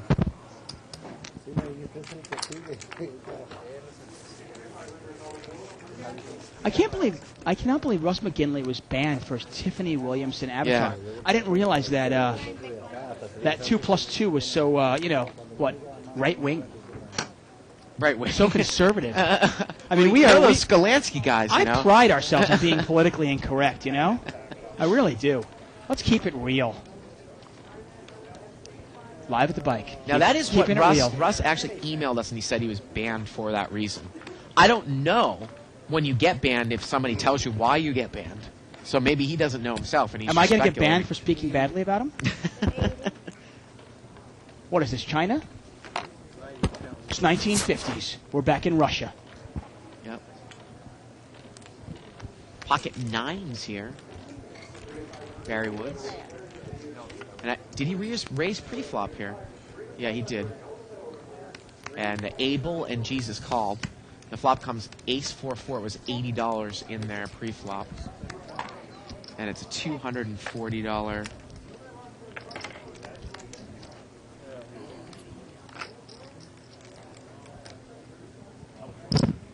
Barry's going to bet.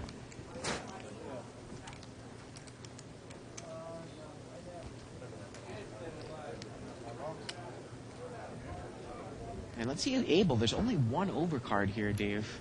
Pocket 9s. And he's not going to get involved. Race. He's not going to get involved. And there you go.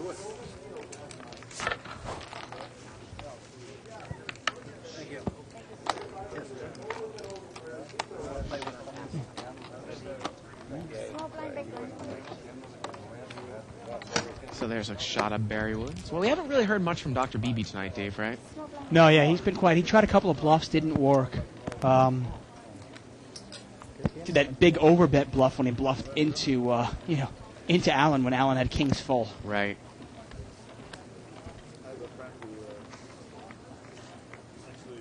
Ooh, pocket aces for Dr. Beebe. Speaking of the devil. There it is. We're going to hear from him now. Although he might check fold. Raise 120. He might limp in and then fold. Flop comes out like Jack, Jack 4. He Come doesn't on, like it. Dave. We've seen it with queens. I mean, come on.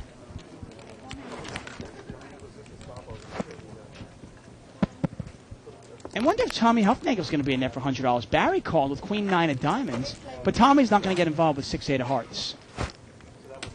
No. Here we And go. Avo's in there with king jack offsuit.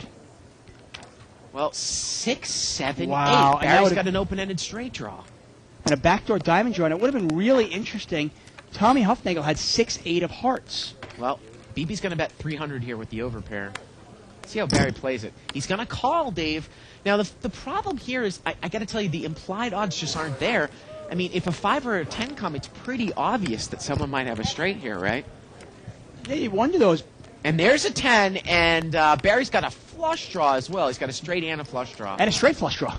400. And BB bets 400 here. And this is definitely time to raise. Yeah. But you know what, though? I don't even know if Dr. B... I know he's weak tight, Yeah. but can he get away from aces? And Barry, he's going to make it 1,000 to go here. And remember, I mean... And look at this. BB calls immediately. Well, let's be honest. Barry just bluffed. He calls immediately. And the pot now is about, I want to say, $3,000. And Dr. BB is drawing dead. $3,000 pot. Well, let's be honest. I mean, Barry just bluffed Abel and it didn't work, and the whole table saw that. River's a queen. And BB moved all in. BB moved all in at the river, and Barry called with the straight. Well, there you go. There are your implied odds. Wow. BB, it looks like BB had another maybe 1,000 there in Browns. Oh, maybe 600 or so. And Barry takes down, what, about a $4,000 pot? Yeah, over $4,000. BB's going to call for chips there. Just Well, like that's going that. to make Barry feel a little better. Now, I was going to say, I mean, the reason why I might not chase that with Queen 9 is because the the straight's going to be very obvious. We talked about Right. double gutters and stuff. But there you go. What do I know? Yeah, well, Barry Woods knows better. He just got paid Right. off. The by problem BB is with it's the heads overpair. up, and you got to look at it and go, Yeah. wait a second. It's heads up. What would this guy call my $100 raise with? Right. You know, is he calling with like Jack 9, Queen 9? I mean, that's what you're thinking.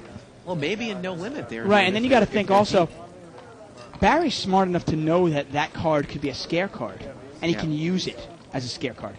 Plus, Barry's also just advertised bluffing. Right. There is some value to advertising, I guess. Got an email here from Michael Peterson from Denmark. A Danish viewer, Dave. He says, greetings from Denmark. I love Denmark. I have two questions for you. I long for Denmark. Are you both winning poker players?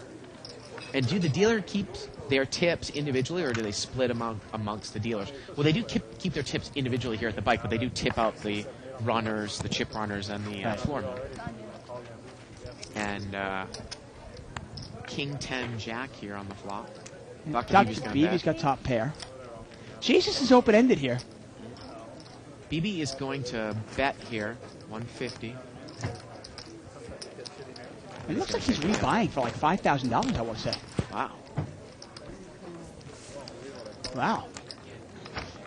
And as for am I a winning player, I can't speak for Bart, obviously, but I do beat the game.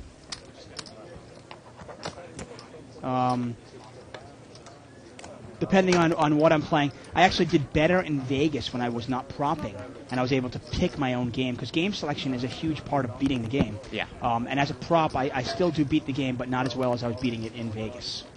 I got to tell you, it's difficult to beat the game for a substantial amount of money. We were actually talking about this earlier, especially doing Live at the Bike, Dave. I might get to play about 20 hours a week. If I can make $1,000 extra a month, that's a really good month, I think. It's basically 80 hours, or 85 hours, 80 to 90 hours a month. And this is playing 20, 40, and 30, 60, because we're not always in the same game. And Right. we're always getting, stuck. You get moved around a slots. lot and stuff. Yeah. Now, we had a raise here by, I believe it was by Jesus and it was by Abel with pocket fours. 5%. And everyone's going to call. The raise was to 80, so it's a $400 pot. 665, a couple of diamonds. Alan's got the second nut flush draw.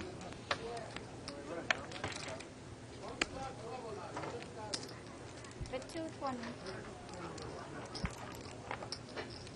And we have a bet here by, was it Avo with King 7, just a pure bluff. He bets 220. Well, like you said, he really likes to bet out there on those paired boards, Dave, because normally that's not going to hit anybody. But Alan calls with the flush. Yeah, the problem here is this is a board that somebody might have got a draw on. Turn is a jack, a straight draw, or flush draw. Yeah, exactly. See if he can keep firing. Let's be honest, if he checks here, Alan's not the type of player that's going to bet the river on a bluff. 600. Well, he's going to bet 600 here. And Alan just doesn't have enough, I don't think, to 600 make to this an call. $800 pot, so it's a $1,400 pot, 600 to call. And Alan's only got about, I want to say, $1,000 left. I mean, Well, how can you? I mean, there's no implied odds really anymore. not really. With one card to go, he's he gonna mucks it. fold. The only thing I'll say now, I'll say, it's interesting. I was predominantly playing 80, 160 limit hold'em while I was in the Bellagio during World Series. I actually took a leave of absence from my job here for 6 weeks and went to Vegas. And I played the 10-20 game, the no limit game at the Bellagio, and did fairly well. I was happy with my results. And obviously I keep extensive records in terms of like my journal of every single day of how I do. And I would say as a prop, there are a lot of benefits of being a prop. And we'll get into this in a second right after this chip count. Okay, so we're going to go into another chip count. So Barry, who won that huge pot against Dr. Beebe, he's up over $12,000. Although he rebought Big Dave, and he's at $12,000, basically almost covering the table. But there's our big winner. Look at Abel, $11,200. Dr. Beebe went bust and rebought. He's got $5,000, and Jesus is kind of trucking along the bottom. We get some money on this table, huh? So let's get into the next hand and pocket kings here for seat one. Alan. $200 raise here by Tommy out of the small blind with ace jack, and Alan in the big blind's going to re-raise with pocket kings. 520. And he raises 520, and it's only Tommy. No way Tommy's going to call this. What'd you steal the pot with? Tell me. And look at Tommy going, I'll let you steal the pot. There's no way Tommy's calling this. Some people actually ask me to go, well, why do you prop then? What's the point of propping? Right. There are some benefits to propping. You know, stuff like try getting a mortgage and saying you're a professional poker player. Health insurance. Health insurance, obviously health benefits for myself and my wife. Yeah. If you have kids, you also get health coverage for them. Well, I got to be honest with you. I mean, for myself, I don't think there's any way Tommy's going to call this. Is why No I'm way. saying this.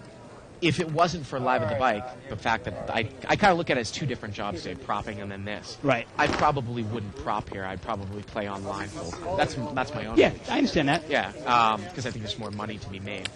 But when someone might say, well, you only make $10 an hour playing 20, 40, or 30, 60, well, you got to understand the environment that we're in.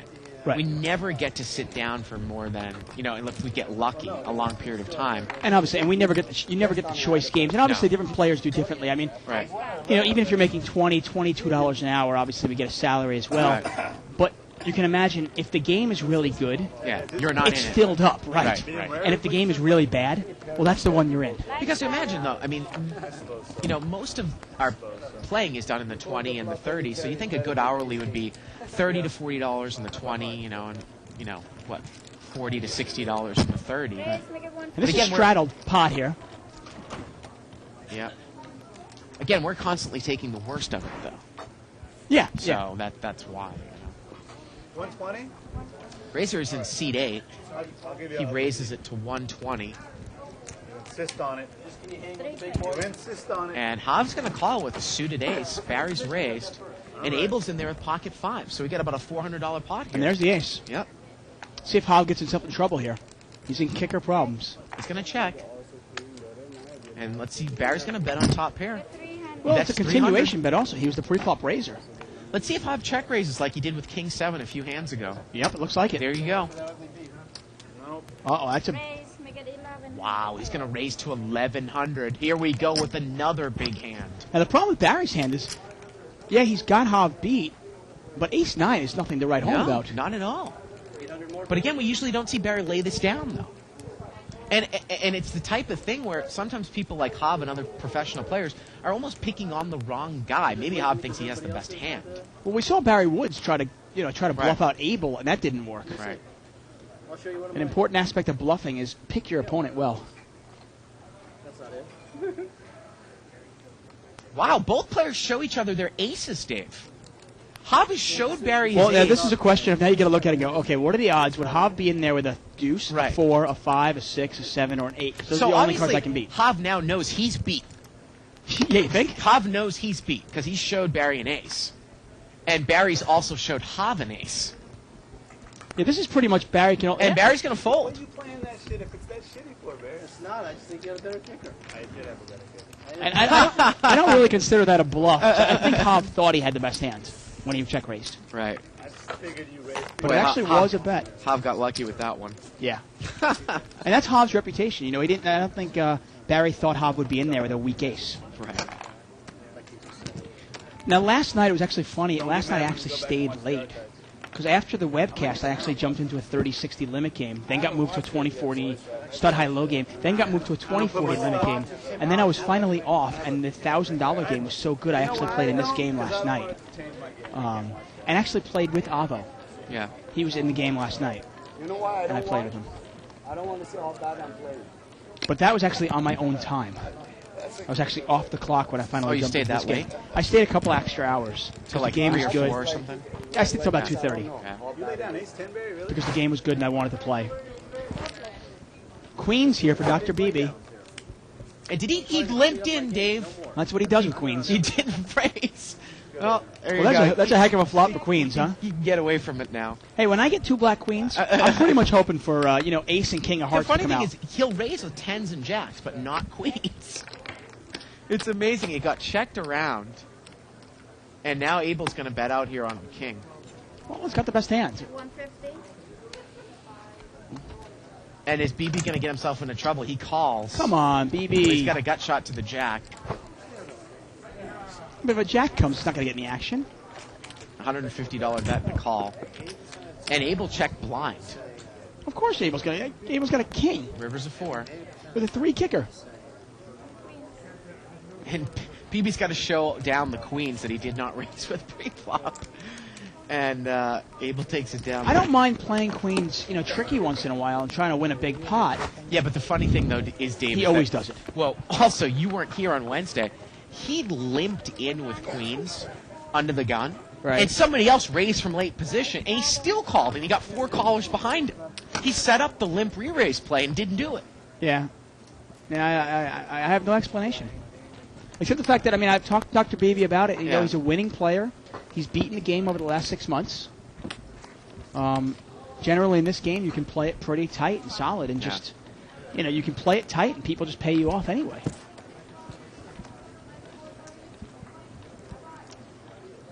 Got a live straddle here by seat 5. Abel has limped in.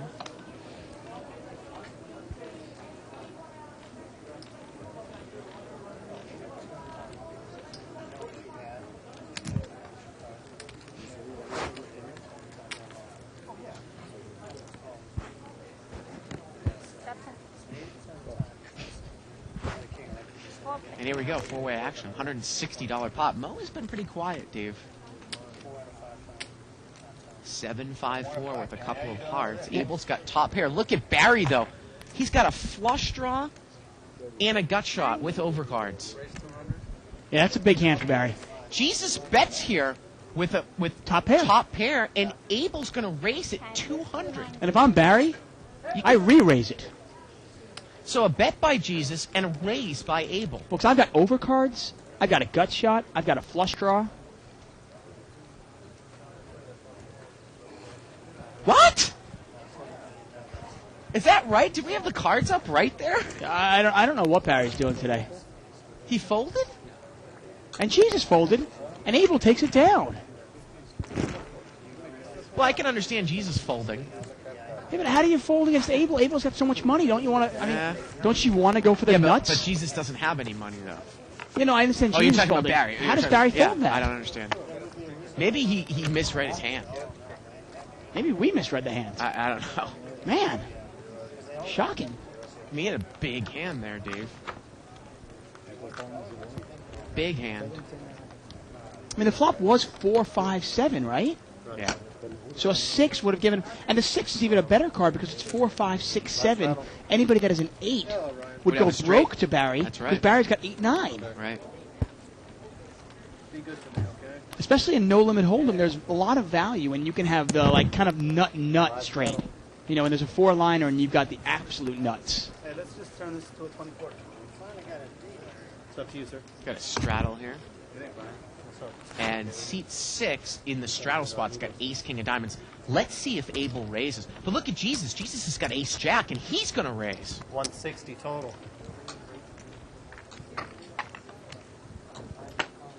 Well, actually, Dave, I've got word that Avo raised to 160, and Jesus just called, and Abel just called with Wow. ace, king of diamonds. A lot of dead money in there to re-raise with ace king. Yeah, there's a big raise, though. What are you going to make it, 600 or 500 to go? So And remember, it's just a drawing hand. 168 times 5, $800 pot, and there's the ace. So let's see if Abel and Jesus, what happens Now, there. this is interesting. Avo actually has a nut flush draw, too. Yeah. Jesus bets. All in. 240 all in, and Abel just calls, and this is going to be really spicy. And Allen's open-ended. Wow, and let's see what Abo does with the big flush draw here. He's got the nut flush draw. Time to make a big semi-bluff. Look at him scratch. He's kind of wondering, wow, all this Jesus action? bet 240. Abel called with ace-king. Allen called. To me, Avo can only call this. There's no value in raising this pot because he knows Jesus is all in, right? Yeah, but you got money on the side, though, that you could pick up. He's If got there's to call. no money yet, it's a dry Right. side pot. If he raises Right. and he gets everybody else out, Jesus has probably got an ace, and I have to catch my club anyway. $1,800 pot here going to the turn. And if a club comes, will Abel go broke? The turn's a queen. Again, Well, it's $1,800 That gives here. Avo more outs. He needs a jack now or a club. And Allen is still in there with the open-ended. He needs a 7 or a deuce. So if it got checked here to Avo with a dry side pot, would you just take the card? I would, yes. There's no reason to bet on the side, even with a huge Personally, hand I there. mean, obviously, when you're faced with the situation, you've got to Yeah. act on it. But to me, there's no value in betting here. And he did. He checked right behind it, and the river's a 3. No help. And Abel's going to take it down. Yeah, he takes on the whole pot. Yeah. And now he's going to bet? Well, we'll see. Yeah, he's going to bet. Now he bets? Bets 800. How does he not bet the turn? I don't know why he didn't raise Jesus there on the flop. Wow. Well, that's a little lesson there into. Well, what is it? Allen's playing a game here, but That's a little lesson into, about the value of betting side pots, right, Dave? I mean, you saw that he took the free card on the turn as well. well, there's just no. Yeah, I mean, if Avo were to bluff out Allen and bluff out Abel somehow, Right. let's say in a mythical world where the sky's purple, he actually got Abel out of the hands. He can't beat Jesus anyway unless he hits his hand. So what's the value of that? I mean, unless you're playing partners with Jesus, there's no point in it. And look at that, Abel wins another pot. If that three was Man. a deuce, I would definitely treat it right there.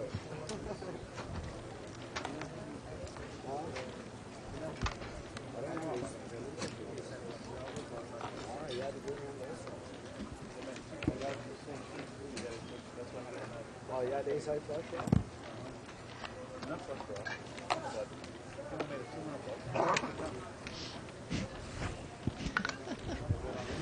Interesting, we got another email there from Russ McGinley. We'll read this after the. Yeah.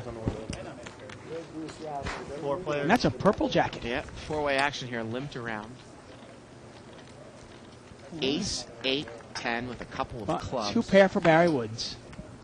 Top 2 pair. And Abel's got the flush draw. He's got the queen high flush draw. Oh, and I got to tell you, if the club comes, can Barry get away from this hand? Well, this is the battle. Abel and Barry. well, Abel's been killing the whole table. If Abel catches a club here, can Barry? Because if it's a club, Dave, Barry will pick up the nut flush draw on the turn. If a club comes here, folks, we're going to see some huge fireworks. We got a bet and a call. Abel is he is in fuego. I mean, I guess there's reason for Kane to be jealous today. But I got to tell you, if a club it's a turns of 4, well, Abel picks up a pair now. Yeah. How would a 4 or a queen come on the river? Pot's about $400. 10-8. I mean, there's just too many draws out there. You've got to bet this if you're Barry. Let's see how much he's going to bet. He's thinking. It looks like he's bet 400, Dave. Which is a little bit less than the pot, right? No, it's about the size of the pot. Okay. Abel's got a pair and a flush And I draw. think you're strong. I think still your hand, especially with how much money, you're not just going for the pot, you're going implied odds here. And Barry's pretty deep. You're pretty deep. You can definitely call this. The thing is, what happens if he makes a big check raise here? You know Barry's hand's strong enough where he's going to call. Well, I mean, check raising's not a bad move. You and I always say, it's better to raise with your draws rather than calling. Pot's about $800. This is one of those times where he'll get burned, though. Yeah. Because if he raises, I think Barry's going to come over the top of him. I got a sixth sense that he might make a huge check raise here, Dave. Do you? Let's see. You're a great prognosticator, I must say.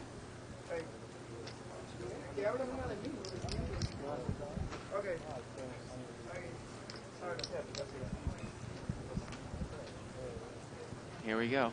Let's see what happens here. I think we just got a visit from Rico Suave there. He's just going to call, Dave. It looks like he just calls. Very good. Maybe it was Isaac's boyfriend. We'll have to get the lowdown on that one. $1,200 pot. And the river is an 8. And just like that, when we thought it could be a huge pot, Dave, it just fizzled. Yeah. I mean, if a club had come there on the turn, I mean, Barry couldn't go anywhere. Top 2 with the nut flush draw? Oh, yeah. No way. Yeah. That would have been perfect. Nice deuce of clubs on the river on the turn. Yeah. All the money might have gone in right there and then. And both these guys are like about $10,000, at least $10,000 deep. And you can't blame Barry. Barry would have had 2 pair, plus Right. the club draw.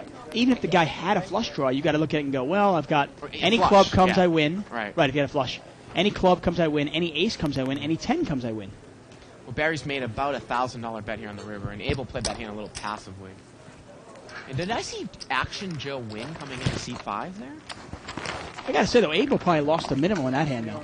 Because if Abel does play it aggressive, and he raises Barry, he's in for a rude awakening.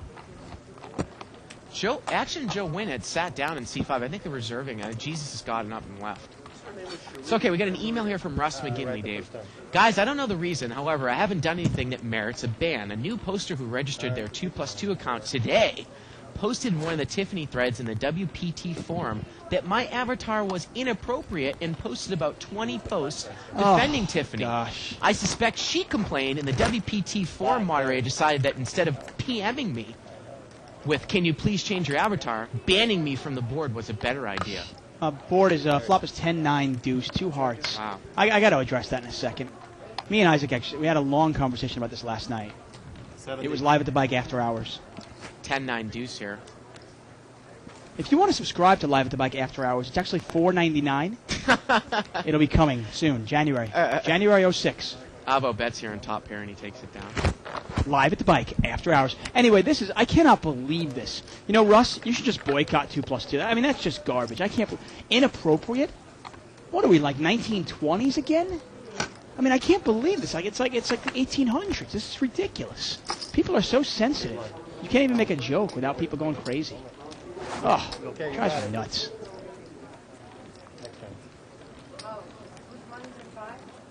I mean, how can you possibly go look at an avatar and be offended by an avatar? I mean, come on. Well, I think that maybe somebody construed that, like, the donkey on her face might have had some sort of racial thing, when in fact it's only, it's just a derogatory poker symbol is what it is. Exactly. You know what I mean? So, but I mean, people that don't know that might think it's offensive because Come on. they were trying to infer Well, we something live in this like racial into politically that. correct where you can't Yeah. say anything world, you know? It's just ridiculous. Well, Barry's got pocket queens. Avo raised it up here with deuce 4 suited, and Barry's going to re-raise. 2 to call. Made it 200 to call, and you know Avo's really deep and Barry's really deep. Now these are the types of hands that you might call Barry with, because you know if you hit 2 pair, there's no way Barry's going to get rid of an overpair. The problem is if you're Avo, how do you know what he has? Yeah. If Barry's got ace king here Yeah. or ace queen here, But remember though, any of those hands, if he hits top pair or if he has an overpair, we've never seen him fold. I understand that, but okay, let's say Barry has ace king here, okay? Yeah. Well, now you've got to hope for like an ace No, 4 I deuce see what flop, Right. you know? Right. Or some sort of ace 3-5 flop. I mean, you've got to get some sort of miracle flop to get paid off. I got to tell you though, I'd make this call if I was Avo in Okay. this situation, and he does. But that's what I mean. Sometimes you pay off and you don't necessarily going to get there. Oh, set of queens for Barry. Well, let's see if Avo's going to try to bluff. Barry checks it. Well, heads up, why not? Always a little suspicious though when with a Right. razor checks, huh? About a $500 pot here. See what Avo does. 500. He's going to bet 500. Well, Barry's induced to bluff. And let's see how Barry's going to play it, Dave. Just smooth call. Now, he is out of position, which you point out. It's difficult to be tricky out of position. It is, but he's on the, and he's going to raise right Yeah, away. Yeah. There are diamonds out there. He's going to, looks like he makes it either 2,000 or 2,500 straight to go. 15 more, 1,500 more. 1,500 more. Wow, so he wants his 2,000. hand over right now, I guess. And Avo tries to bluff there. It doesn't work, obviously. You're gonna get out. Definitely. I tell you, live at the bike, we strive to keep it real here. politically incorrect, Believe it or not, it's a good one. as far as I'm concerned. Thank you very I might not have a job in a couple of days, but as long as I'm on this show, it'll be politically incorrect. Big one, Mo. You want that? Vulnerable hand. Give the hand.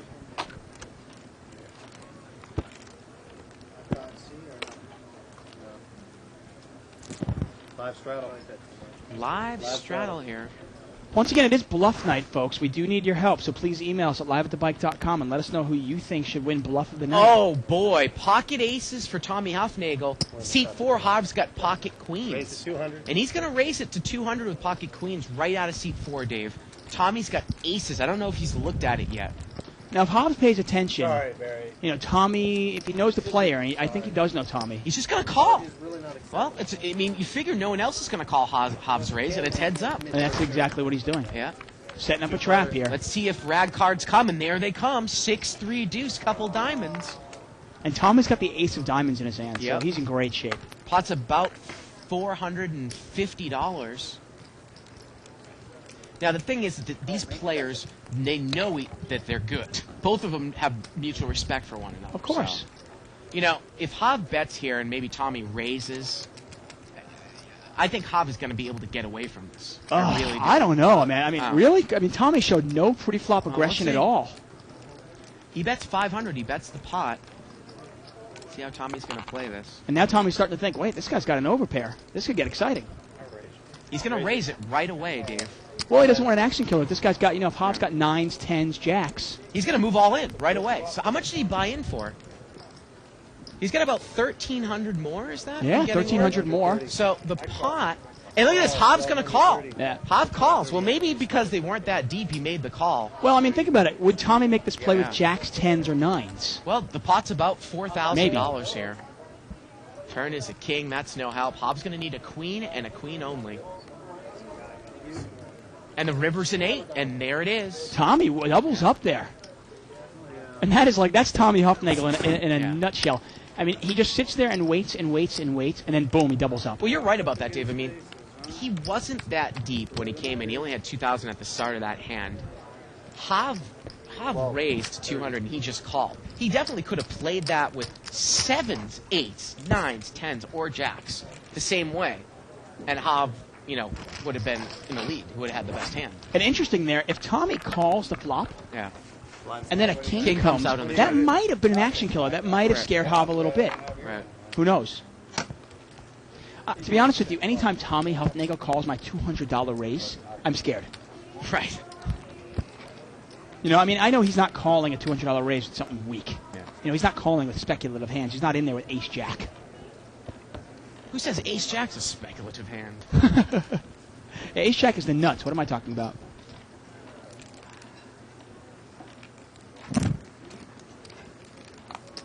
Option. 4 players. Four-way action here. Limped around. Ace-jack 8. Well, speak of the devil. Look at the black cards and the red flop. Yeah. Stick around. Barry's got the best hand here with a jack, but tough for him to bet it. Now Mo's got the best hand, right? Mo's got a king now. Okay. And I think Mo just River's wants to like 7 kind of here. check down and not even see anything. Show. And Mo's just gonna check it. There you go. Mo had that kind of hand where he didn't need to bet to win the pot, so he'll just take it down.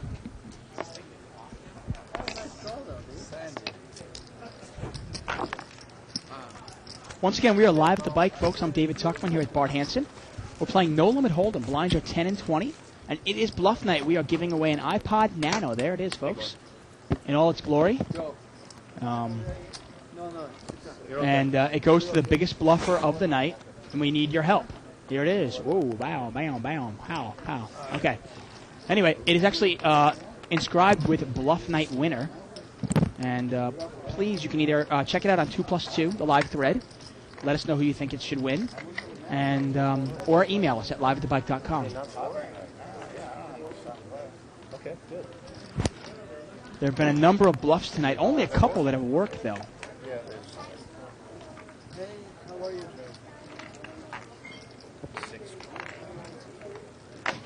Flop of Queen 3-3. It's a rainbow board. Not bad for Barry's hands. He's got pocket fours. Only one overcard to his fours. Barry? And Avo's in there with 4-6. Yeah, there are two people folded in. And it goes check. And look at that. We're losing Abel and we're losing Jesus. Abel was a huge winner tonight. And that goes check.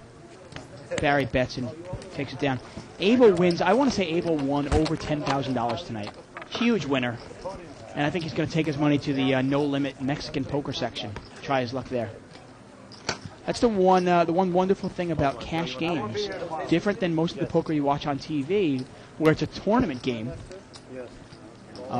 In a cash game, you can leave whenever you want. You can sit down whenever you want, and you can leave whenever you want. And there is Joe Wynn, Action Joe Wynn, sitting down in seat 5, taking Jesus' spot. Joe was the winner of the Bluff Night last week, and he won the iPod. Cost him about $14,000, but hey, he won it. Also a thing in cash games, if you go broke in a cash game, you can always rebuy. And this is interesting here. We got Ace King from Hav, and Dr. Beebe's raised it up with jacks. Actually, I'm getting word that Mo raised it up with 6-8 of spades. I'm sorry about that. I just assumed that Dr. Beebe would have raised with jacks. But Dr. Beebe's just going to call. Man, that would have been a perfect time for a little check limp re-raise there, huh? And Hav has hid his hand. Flop is ace, queen, 6, 2 diamonds. Amazing. What a surprise. Dr. Beebe just checking and calling with jacks. 260. And Mo's going to bet $260. Hav loves to check raise with his big hands. And it looks like he's probably going to check raise again here with Ace King. Well, good old Dr. Beebe here, of course, didn't raise this pre-flop, right? I mean, this one amazing. Mo actually, it was 3 limpers. He limped. Mo raised it up to $120. 3 callers, and then Dr. Beebe just called $120 with jacks. Well, here's the check raise right here. Well, that's how Hav likes to play his strong hands. 500 more. You know, some characteristics of players. Some players love doing the check raise. Some people like to bet their hands straight out. Joe Wynn is in the game now. He's in seat 5. We lost Abel and we lost Jesus. Well, Abel, what a huge win he had. Yeah, he won over $10,000 tonight. And Hav takes it down. Mo can't call, obviously, with a pair of 6s. Big blind off the BB for it.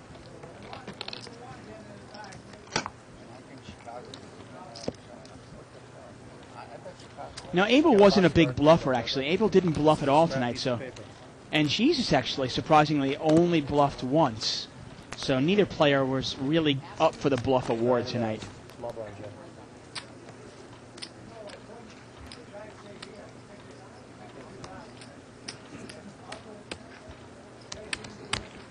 It's been raised to 80. Button is in seat 4. Get a raise by Avo under the gun. I mean, I'm sorry, in the cutoff seat. And he takes it down. So we got a new player coming into seat 6. Would you like a hand now, sir? All right.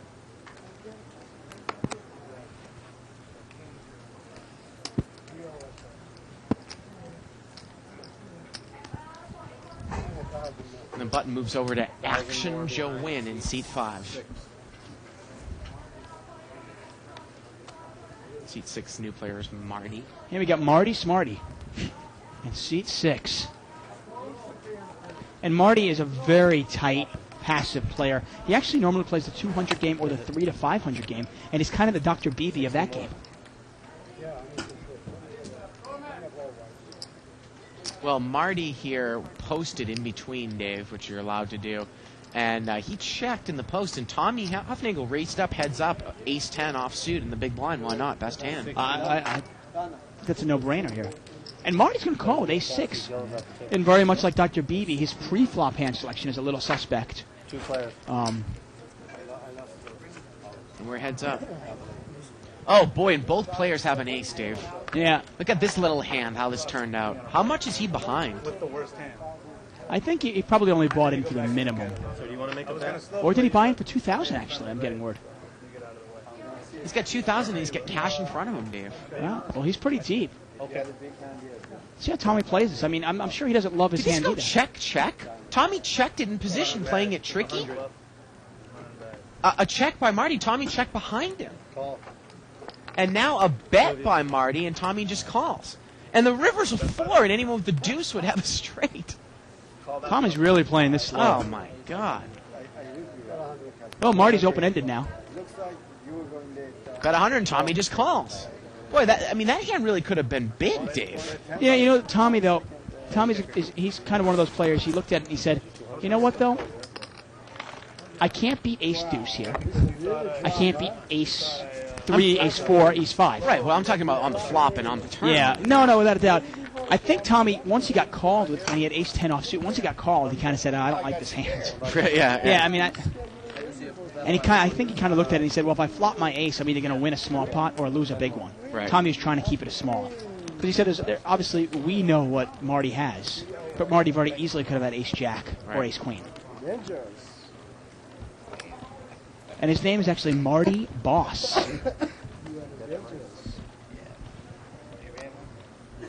You know, a hand like ace-9, ace-10, you don't really want to play a big hand with those, a big pot with those hands.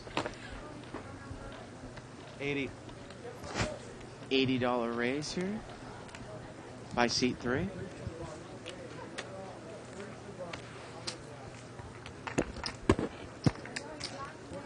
Barry's going to make the call with 7-9 offsuit. And we're going to see 2 deep stacks go heads up here with marginal hands. Queen 3-8. Neither player's picked up anything.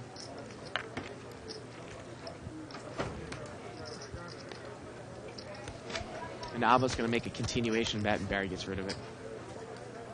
You're cutting too many stacks. And Avo You're cutting too many stacks. takes it down. Yeah, one stack I might have called. Well, if you're thinking of a perfect gift for that special someone in your life, a perfect Christmas gift, think no longer.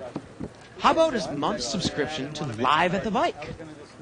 Just write to us at liveatthebike.com and we'll set your loved one up with a subscription. It's very educational, informative, entertaining. Just email us, liveatthebike.com. Ace King here for Tommy Hufnagel, seat 9.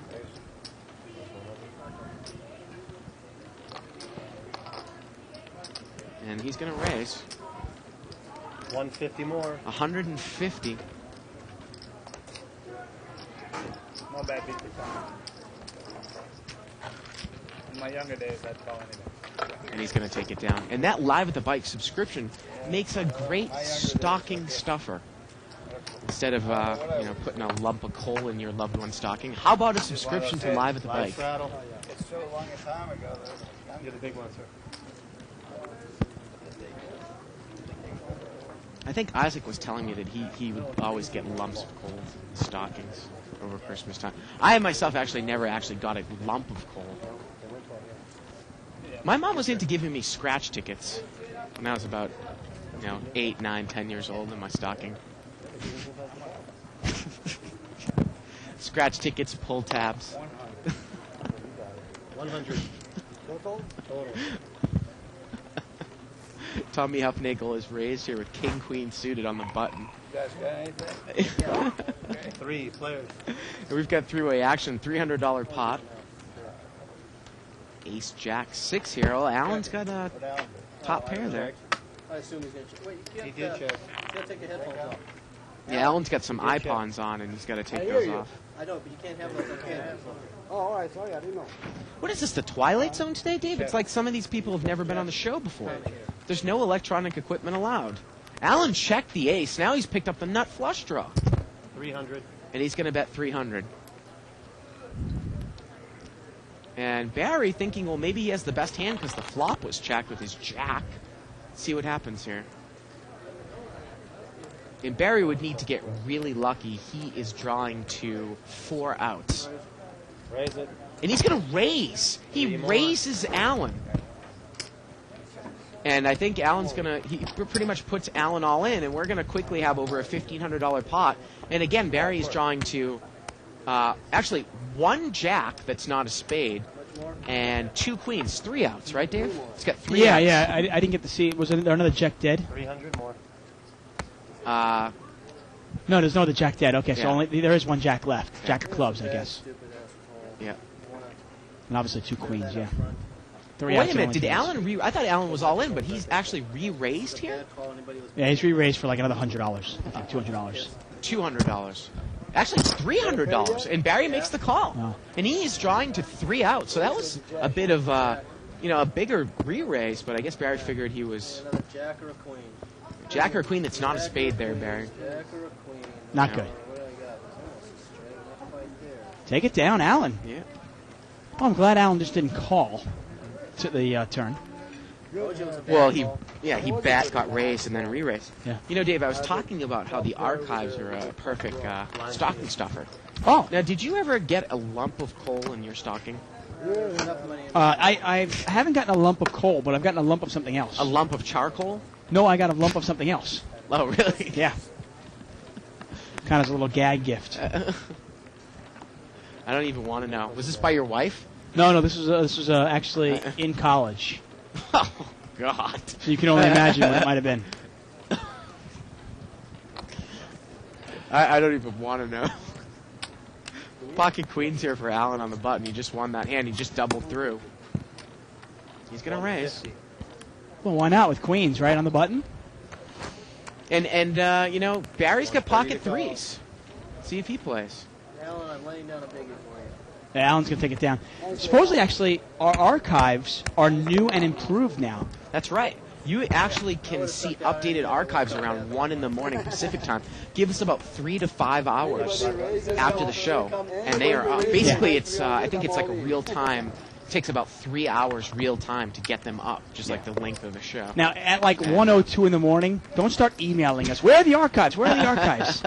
Yeah, give us till 6 in the morning, okay? Yeah, exactly. But by 6 in the morning, they should be up. Yep. So check them out. And the archives are, they're rocking right now. We've got 1,500 hours of content. You name the pro, and he's been on the show. Or her, she's been on the show, too. That's right. I mean, Kathy Lieberts, they've all been there. And plus, you still get the Howard Letter or how-to video. Well, even tonight I couldn't take 4-way action. Ace, Jack, 5. Wow. And Marty's flopped a set of 5s, and 2 people have top pair. Granted, they are weak kickers. And Marty checked it. Yep, he checked it with 2 spades. With the turn's a king. Man.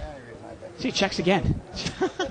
Well, now Hop's going to bet with the ace. Well, Howe always likes to check raise with his ace. He didn't get a chance this time. He's going to bet 150. And that's a dangerous board to check, isn't it? 200. It's gonna be 320 And total. Marty's going to make it 200 more. Barry should be able to get away from this weak ace pretty easily. He does. And Howe should get away from it pretty easily in that, too. If you know how Marty plays, anytime he shows any strength, you've got to put him on a minimum of 2 pair, right? The funniest thing is that if Marty had bet the flop, Hav might check raise it. Really? And then Even against Marty? I think he might check raise once, and then when Marty comes over the top of him, then he throws the hand away. Yeah. But the way he played it now, Hav's not going to lose any money on that. There's just too many hands that Marty could have.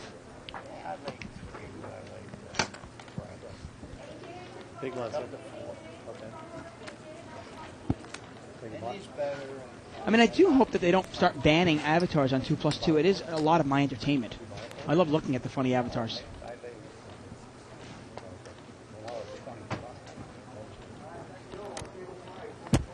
Raise.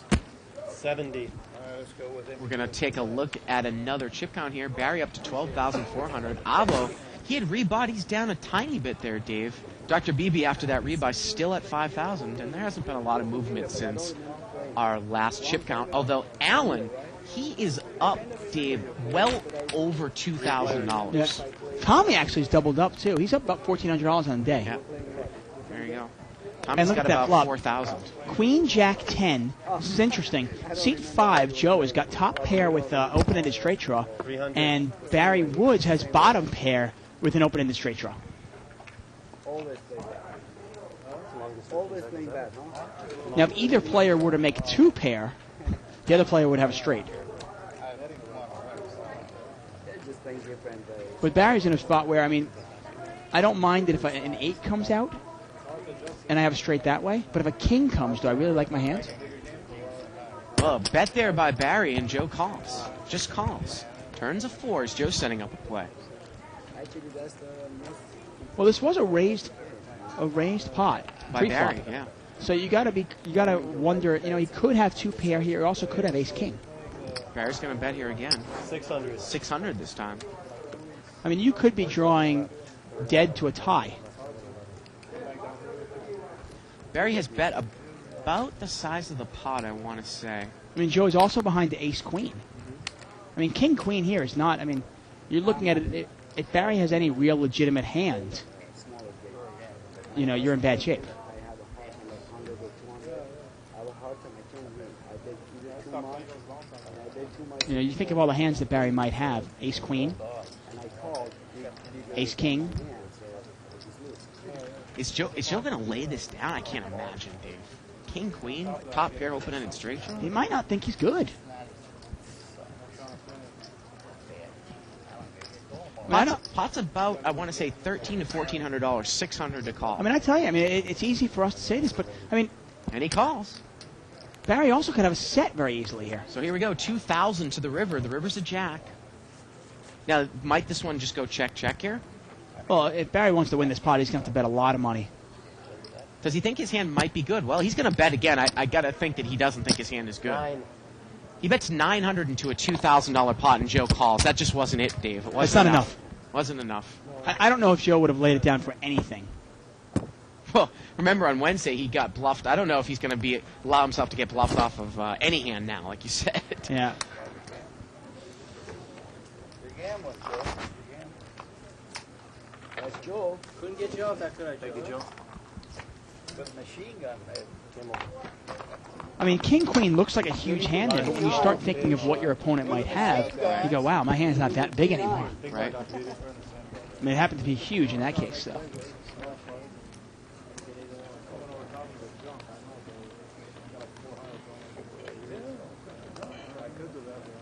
Pocket 10s here for Dr. Beebe. He's in the, excuse me, that's Barry Woods with pocket 10s, under the gun. See, he's going to raise it up. Now, sometimes I will limp in an early position with 10s. 90. Try to see a flop for free and see what happens. Tommy Hafnagel's got king-jack suited here, Dave. Look how tight he is. He's not going to Wow. Well, he's not going to call a raise with king jack suited. He would have limped in. He might have even raised himself. Now, Allen calls with pocket 9s. Hobbs going to call with ace-jack. And rightly so. Tommy Hafnagel was dominated by Hav. And Dr. Beebe's going to come in with 6-7. Yeah, king jack suited is just a drawing hand, and you don't really want to be in early position with a drawing hand. Four-way action. About a $400 pot. Ace, king, 8. Hav's got top pair. Well, does Barry really want to take a stab at this one, Dave? With all those callers? No, he's Yeah. going to check. I think he's given up. And now I think Hav's got to know his hand is good unless Barry's slow playing a monster. Like kings. 3 kings. Yeah, definitely. 400. Hav bets here. Well, he's got to find out, and this is what he's doing. Yeah. Small pocket pair. Small pocket Large pair. pocket pair. That's the power position, too. Hav doesn't necessarily need, I mean, think about it. 10s, 9s. Hav could have had 3-4. Right. Didn't need an ace there to necessarily bet it. But the power of position also. Now, we have an email here from Steve Scott. He said, ideas to improve the show. Of course, we've got questions, comments, suggestions. He says, have the pot size listed on the screen along with the players' cards on the flop. And another idea would be to change the chip count to show the players' true wins or losses. Both of those things, I think, are up and coming. Yeah, we'll get right on that. Yep. Yeah, pot size is almost, it's difficult, obviously. Yeah. You got to remember when you're watching this on your computer screen, we don't want to overload you at home with so much information and so many things on your screen that you're not even sure what you're looking at anymore. Right.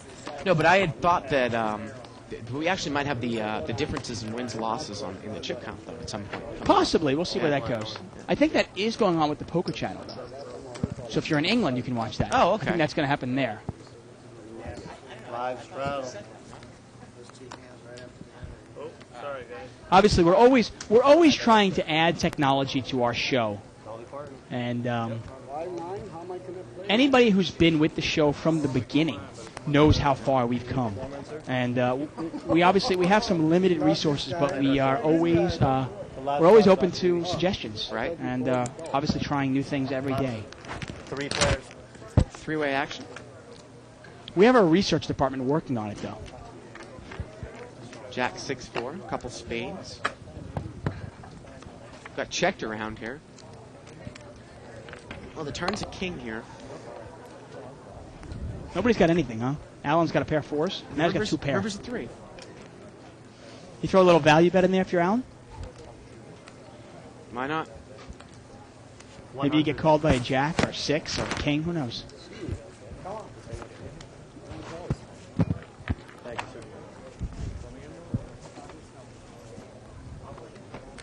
No, I'm going to sit some of it. My box. Would you like? I'm asking. And there's Hand Avo, right now, sir, for the big one? professional poker player out of Los Angeles. Plays in Vegas a lot. Doesn't All really the play best tournaments professional too poker much. players, Dave, are from Vegas. I mean, from excuse me, from LA. Excuse me, I got that LA pride. Well, not necessarily from LA, but most No, of them live live in here. LA. Yeah. I don't really respect these Vegas poker players. Man. Uh-oh. Man, you're just opening up a whole bag of worms. Straddle by Avo here. Oh, this is me or what? No, Mo, it's his hand. It looks like Mo has got ace queen of diamonds over there in seat 2. Actually, you know what? We got word that someone's playing over Mo here. Yeah. And we'll find out who it is in just 1 second. We got a new player who's going to play over Mo, so that new player has ace queen of diamonds in the big blind in a straddle pot. Well, I know Mo would raise this in a straddle pot. Right. Let's see how this player plays it. Also the big blind. He's playing 1,000 behind. Big blind. $1,000, and his name is... Yes, sir. He's just going to call Dave with all that dead money in there. Wow. Yes, sir, to call 20 more. 200.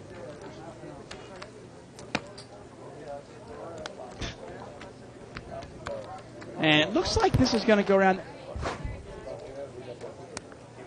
And it looks like we have 4-way action here, times $40. Looks like, what, a $160 pot? Yeah. Seat 2 needs to learn how to put his cards there. And I think he did raise. 180 more. I already pulled in the other money. I thought that he only limped in. Well, that's an awful lot of money in front of him for just limping in, isn't it? That's okay. We'll have to I find out. guess he must have announced raise. Yeah, and it looks like he raised $160. Okay. Dr. BB's going to call with pocket 7s. Well, if the guy's only playing 1,000 behind Dave, is BB playing it like he's got position and he can evaluate if he's got the best hand? Yeah, I mean, I happen to, you and I disagree on that sometimes. I happen to think you're not necessarily calling with 7s for set. You're Right. calling because you're in position, you think you can outplay the other player, and he might miss his hand. Well, King, Queen, 6, and seat 2, who is the new player. Again, it's not Carice. Man, he's here to gamble, huh? He's going to move all in. And there's Carice there. Seat 2 taking it down. Man, no. He's my good friend. You know what I mean? If I'm going to lay down pocket 7s, pocket 8s, pocket 6s every time somebody raises, heads up, I mean, that's a little passive, because people do raise with ace-jack, ace-queen. And if they miss the flop, you know, I can play that hand that way. I can kind of, you know, maybe I can outplay somebody also. So the votes are coming in here. Like, for example, Manny has voted for Hav, voting for the bluff with ace-deuce again. Barry Woods is ace-9. But I got to tell you, I think that most of the votes are in for Barry so far, Dave. I mean, that king-jack coming back over the top on the turn, that was a big bluff. Well, the two bluffs that actually worked tonight were both Barry. One was when he had king 9 versus Abel. Yeah. He had nothing. And Abel had a pair. Abel actually had a top pair, and he got Abel off the hands. And then he also had pocket 4s, and he represented a jack against Allen in seat 1. And that bluff worked as well. But still have 10 minutes left. So let's see if somebody can make a late run at it. Yeah. Here we go. 9-7-3 all clubs. Spot was limped around 6 ways. You'll be first out.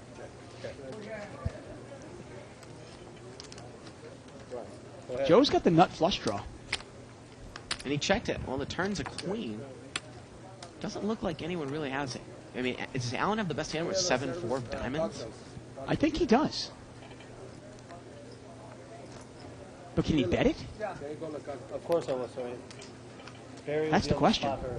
This is one of those, whoever bets, it's probably going to take it. Would you bet there with 7-4 diamonds? I might. Like you said, you don't necessarily need anything Well, to bet a flop. He's in position, and now Joe is going to bet here with the nut flush draw. Yeah. I imagine he's probably going to take it down. And when we say time and time again, when there's a 3 flush on the board, do you really need anything to make a bet? Is Alan going to make a move? No, he thought about it. Yeah, I've never seen Alan make a raise with that type. Alan is one of these players. He's a very, very nice guy, but he tends to call much too much during this close. Call, yeah, okay. So what do you think about the Patsy's chances this Monday night? You were just about to watch it, man. Playing against those high-flying Colts. It's definitely the game of the week. It's the talk Oh, of the of course. NFL. And what people think is that the game is more important to the Patriots than it is to the Colts. Well, but the thing is, it's very important to the Colts too, because Peyton Manning's never beat New England in New England, and he's just got this thing where he can't beat Tom Brady. But the Patriots, put it this way, the Colts are going to have home field advantage throughout the playoffs. The Patriots, they really need to win. They can't go back to 500. Now they're going to win the AFC East. But the question is, where are they going to get seeded in the playoffs? No, it means without more doubt. to them. If the Colts win, Yeah. if the Colts lose, I mean, their psyche, where is it? What's going to happen? Right. But I still think the actual But if game the Patriots means more lose and they go to Patriots. 4-4, Right. man, I mean, they're going to be fighting for the playoffs still. Well, I'd put the chances of them winning the AFC East at over 90%, even if they go to 4-4. Dave. Really? So you give me 9-1 odds? Yes. Right Okay. now, I would. Great, I'll bet. We're on the web, right? Gambling's legal. 4 players. 4-way action. Ace 9-9 here. Actually, I'd like to know what the odds are. If anyone can maybe forward that to us in the last 10, 15 minutes For the of Patriots show. to win the AFC, AFC. it's probably pretty good. It's probably like the rest minus, of the- you know what? It's probably like minus 5 or 600. They're Well, probably the East 5 or just 6 sucks. to 1. So Check Barry that has now gotten the king, and he's got the best hand. King. And he takes down with 2 pair. Now, once again, this is your best 5 cards. So Barry's got kings and 9s with an ace kicker. Right. Got about 10, 12 minutes left tonight, guys. Button is in It's our Friday night special. It's bluff night. And like I said, looks like Barry Woods is definitely in the lead here. to So win this far, thing out yeah. of pod. But we're still tabulating the votes, so please send them in. Yep.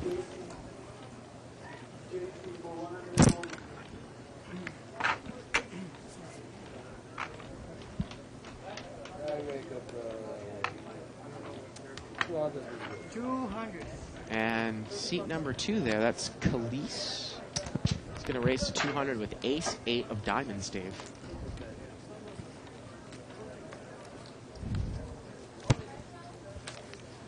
And here we go.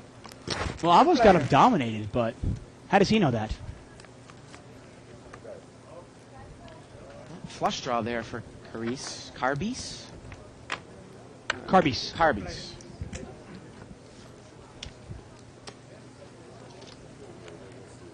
Looks like he's going to bet. Well, if you're gonna bet, if you're gonna raise, they say to diamonds. I mean, you got to bet that. And Avo throws away the best hand Yeah. once again. I think Carbies was going to go all in.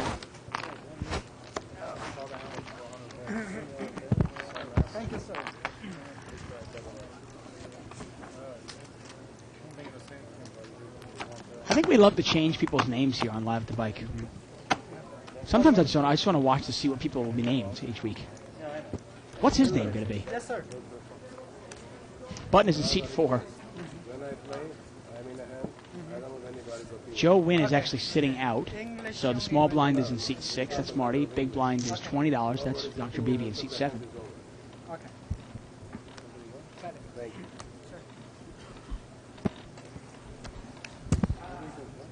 You like the old cigarette in Carbise's mouth there? Oh, it's like the Sammy Farha prop. Yeah. Sammy Farha actually doesn't smoke. He doesn't smoke? No. He just likes the prop. Right. Wow, okay. That was a good one. That was a good one. All right, go. Jack 5-6 here, a couple spades. Hey, you guys, be nice, be nice. My friend, I am backing you up. You say what And looks like ace queen there for seat 6. Marty did not raise. And I think it's going to get checked around here. Please do. Turn is an 8. Well, now Alan's picked up the best hand here. The flop is actually Jack 5-6. Right. Jack 5, 6, 8, and the river is a 5. He always does that shit. I gotta. He gotta hook up with Gore. I think I have the best. And Alan has the best hand here, right? 70 Yep. together. And he's going to bet 70 here with a pair of 8s. Wow. Is there much reason to bet that at that point? Well, I mean, would you bet 8-9 there? an 8? Would I bet an 8? Maybe. And show it? If I think I'm going to get called by a 6, I'd bet an 8. How about Okay, that? there you go. Says he's gonna quit. Because BB had a 6 and he didn't call.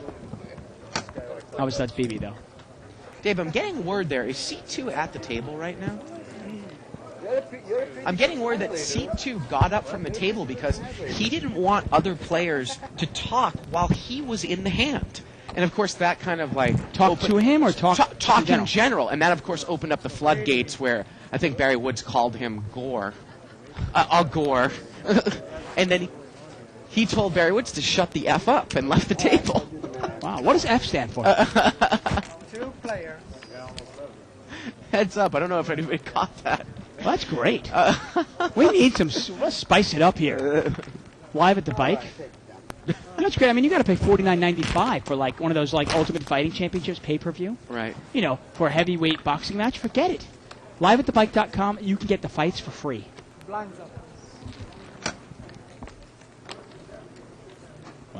Button moves over here to see. Get a little cat fight between Carbis and Barry Woods. Wow.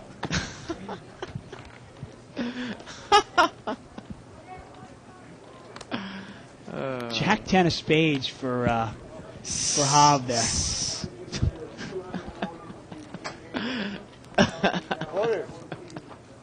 Anybody seen that Seinfeld episode? It's one of the best ones. 4-way action. $80 pot. Yeah. Flop is 10 high, 10, 9, 7. So top pair there for Hav. Dr. Beebe's also got top pair. Hav's got a gut shot there as well. But Barry's open-ended with his 8. Hav's going to bet. 100. He's going to bet 100. What? You haven't not bet ever? I get a hand. Barry folds. You want to see it? And that's a case where Barry folds, and one of the reasons he folds that one is What do I have? he knows Hav is not going to pay. Right. Hav is the kind of player who will not pay off if a jack comes or a 6 comes. I don't think. Who was, do you know that episode of Seinfeld I'm talking about? That chick that used to be in Saturday Night Live? The cat fight episode? I don't remember. No? You haven't seen every episode of Seinfeld? I might have. I don't remember every one offhand, though. I mean, if I see it, I might go, oh, I remember that one. Yeah, the top one. And it was the episode where the chick that walked kind of like a robot, she wouldn't swing her arms. Yeah. Oh, I remember the one that wouldn't swing her arms. Okay. Yeah. I remember that one. Basically, I think she was threatening to kill Elaine, and Elaine would go to the police, and the police would be like, ooh, you guys are getting into a cat fight, huh? Wouldn't take a report. I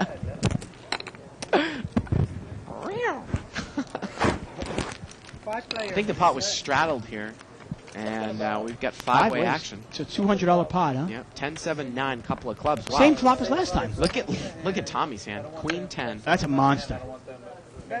Now, a couple of people have 8s here. Wow, Barry's got an open-ended straight draw with top pair. Yeah, I mean, 3 people have 8s, and they're all gone, except for Barry. What did someone say? I mean, Now, And Barry's going to raise it to 400. Well, you know, he's got a big hand. I can't blame him here. He's got top pair with the open-ended straight draw. Well, Tommy's hand's almost big enough to go all in here, Dave. Oh, Tommy's hand is huge. I mean, obviously, if Barry knows what Tommy's Well, hand he is. just calls. And all I said was you don't even need to bet it. They'll bet it for you. Well, And the turn's a club. There it is. Check, check. and that's actually a bad... I And want to wow, say... the river's... I don't like the check there. No, I was going to say that's a bad flop turn for Tommy. Yeah. Actually, the king of clubs, it's a terrible turn for Tommy. One of the reasons being he didn't need it. Yeah. His 10 with his queen kicker was good enough. I don't necessarily like... I don't well, and then he bets on the river and Barry folds. I don't necessarily like the check on the turn there, too. Also, second nut club. I know you're heads up. But again, action killer, possibility of you don't know where you're at there on the Yeah, river. but I got one thing just to defend Tommy's play there is you bet, and he's raised you. Okay? Now the club comes out. If you bet right into it, isn't it pretty obvious? Yeah, we're watching. That he has a flop. Yeah. Yeah. I mean, you've called, and now the club comes and you bet right into it again. I remember also, he's also setting up for later for some sort of a bluff, and Barry's induced that bluff. I mean, I wonder if a fourth club doesn't come. I mean, the fourth club came and really killed the action. If a fourth club doesn't come and Tommy throws that bet in there, does Barry call thinking that he induced this bluff? I don't know what he was saying. We had a Wonder that. $50 raise here by Marty. Marty actually raised it pre-flop. No. And now he's checked, and BB's going to bet with a nut flush draw.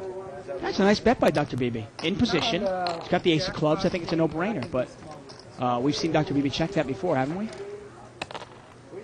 Checked maybe aces with the ace of clubs.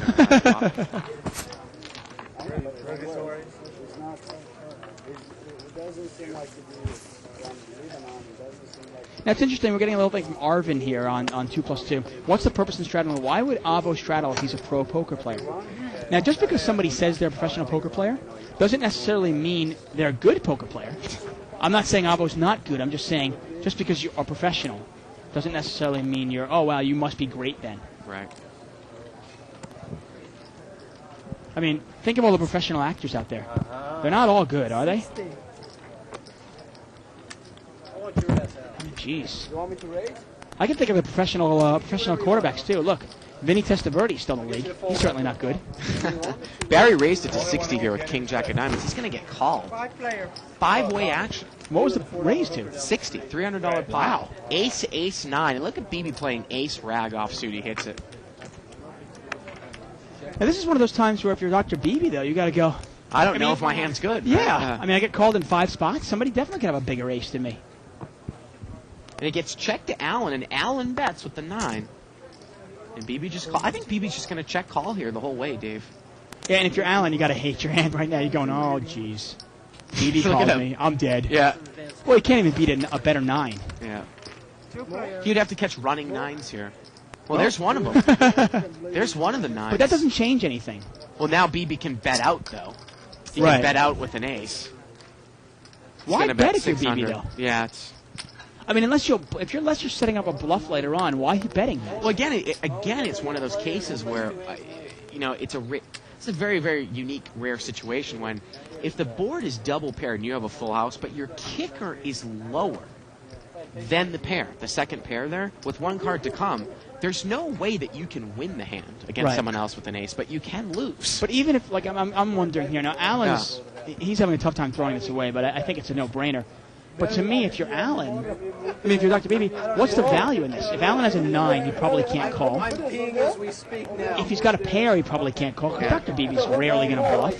This is my side. Now, we did see Dr. Beebe bluff this before when the board was King, King, 10, 10. Right. Beebe bet 600 into it. So, I will throw that at you.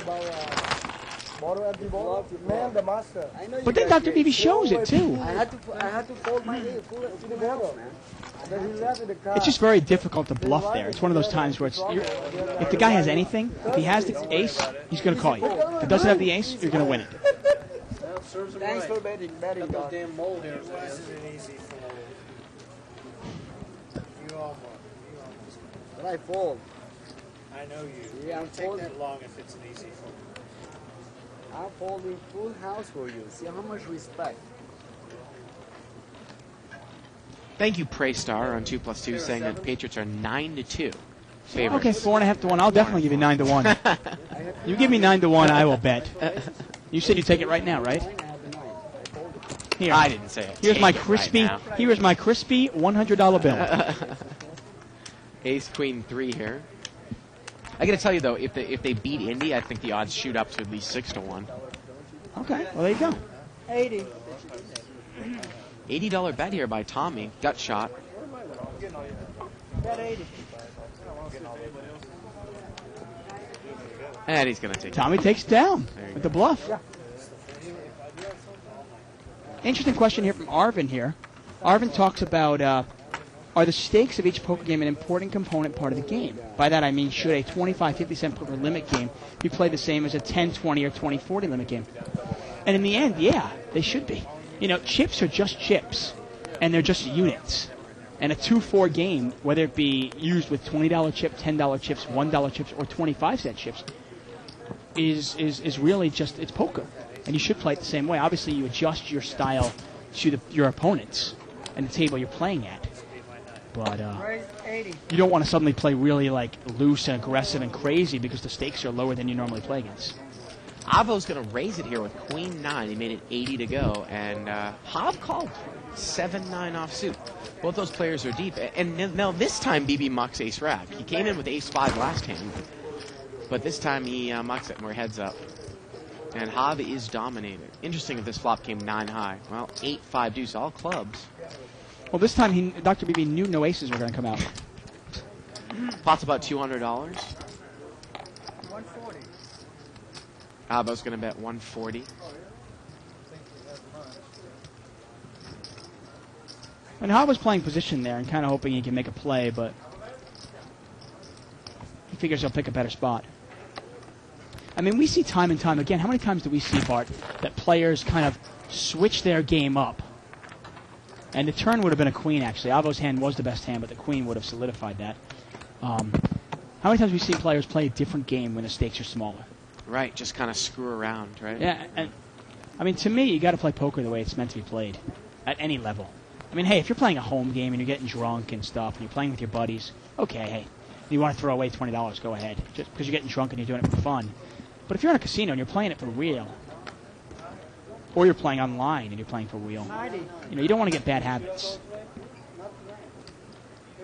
Pocket queens here. Seat number 3. He made it 90, and Hav's going to call again, Dave.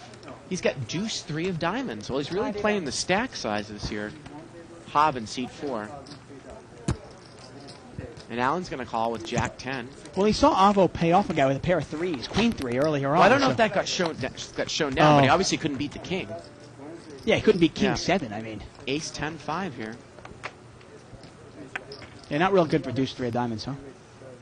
Actually, it's got a wheel draw, I'm sorry. You can chop in that thing too, right? That's 300. Oh, look at that. Hav's going to represent the ace. Well, Avo checked the queens. He's just allowing him to bet there. Hav does have a gut shot straight draw and a backdoor diamond draw. Yeah. And this is one of those times where, I mean, if you have queens and you raised pre-flop, you might have wanted to throw a little money there on the flop. See where you're at. See where you're at. Surprised. Because now you just check and fold. Yeah. And Hav makes a nice bluff there.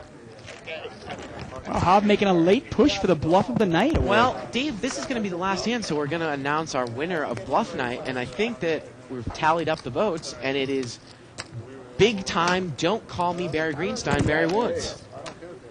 Yeah, I guess so. I mean, let's just see if we get a last-minute vote in here on this last hand. I'm just curious if maybe we can get... Because we've only had 3 or 4 bluffs that worked all night, and that was one of them.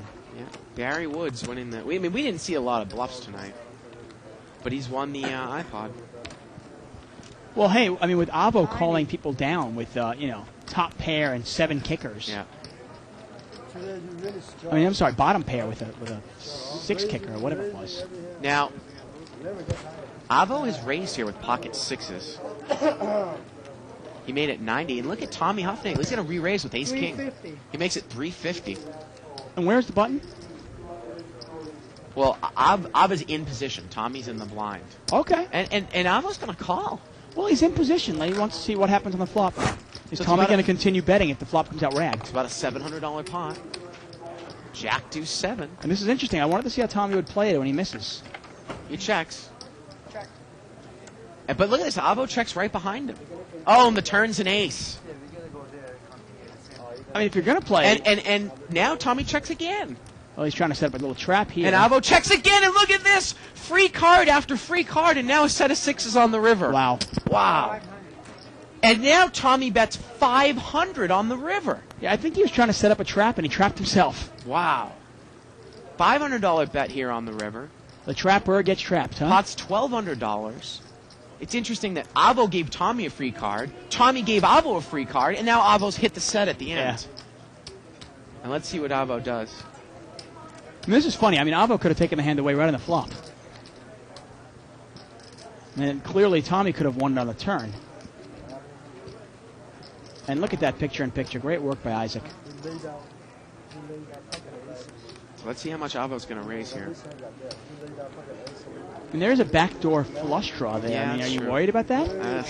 There's no straight draw. You definitely have to raise for value here, Dave. I think so. Yeah. I mean, the only problem is it did go check, check, check. I mean, he could have clubs. And he's going to raise. He's made it 1,500 straight, so 1,000 more. So now the pot is 2,700, 1,000 for Tommy to call. Now, the problem is, I mean, Avo could have anything. I mean, he's called your raise, and now you've let him, I mean, he could have anything. The way the hand played out, yeah. He could have backdoor flush. He could also have, I mean, think about it. He could have king, queen of clubs. He could have nothing as well. Right. I mean, he could think that Tommy is trying to buy the pot, and he's not going to let him. Yeah, that's what Tommy's trying to figure it out here. It's a really tough, I mean, what a hand to end the show. Look at that. Tommy makes a laydown. yeah. Lays it down. Nice play by, nice lay down by Tommy. And Avo, You know? and Avo wins it, and that is going to do it for us tonight.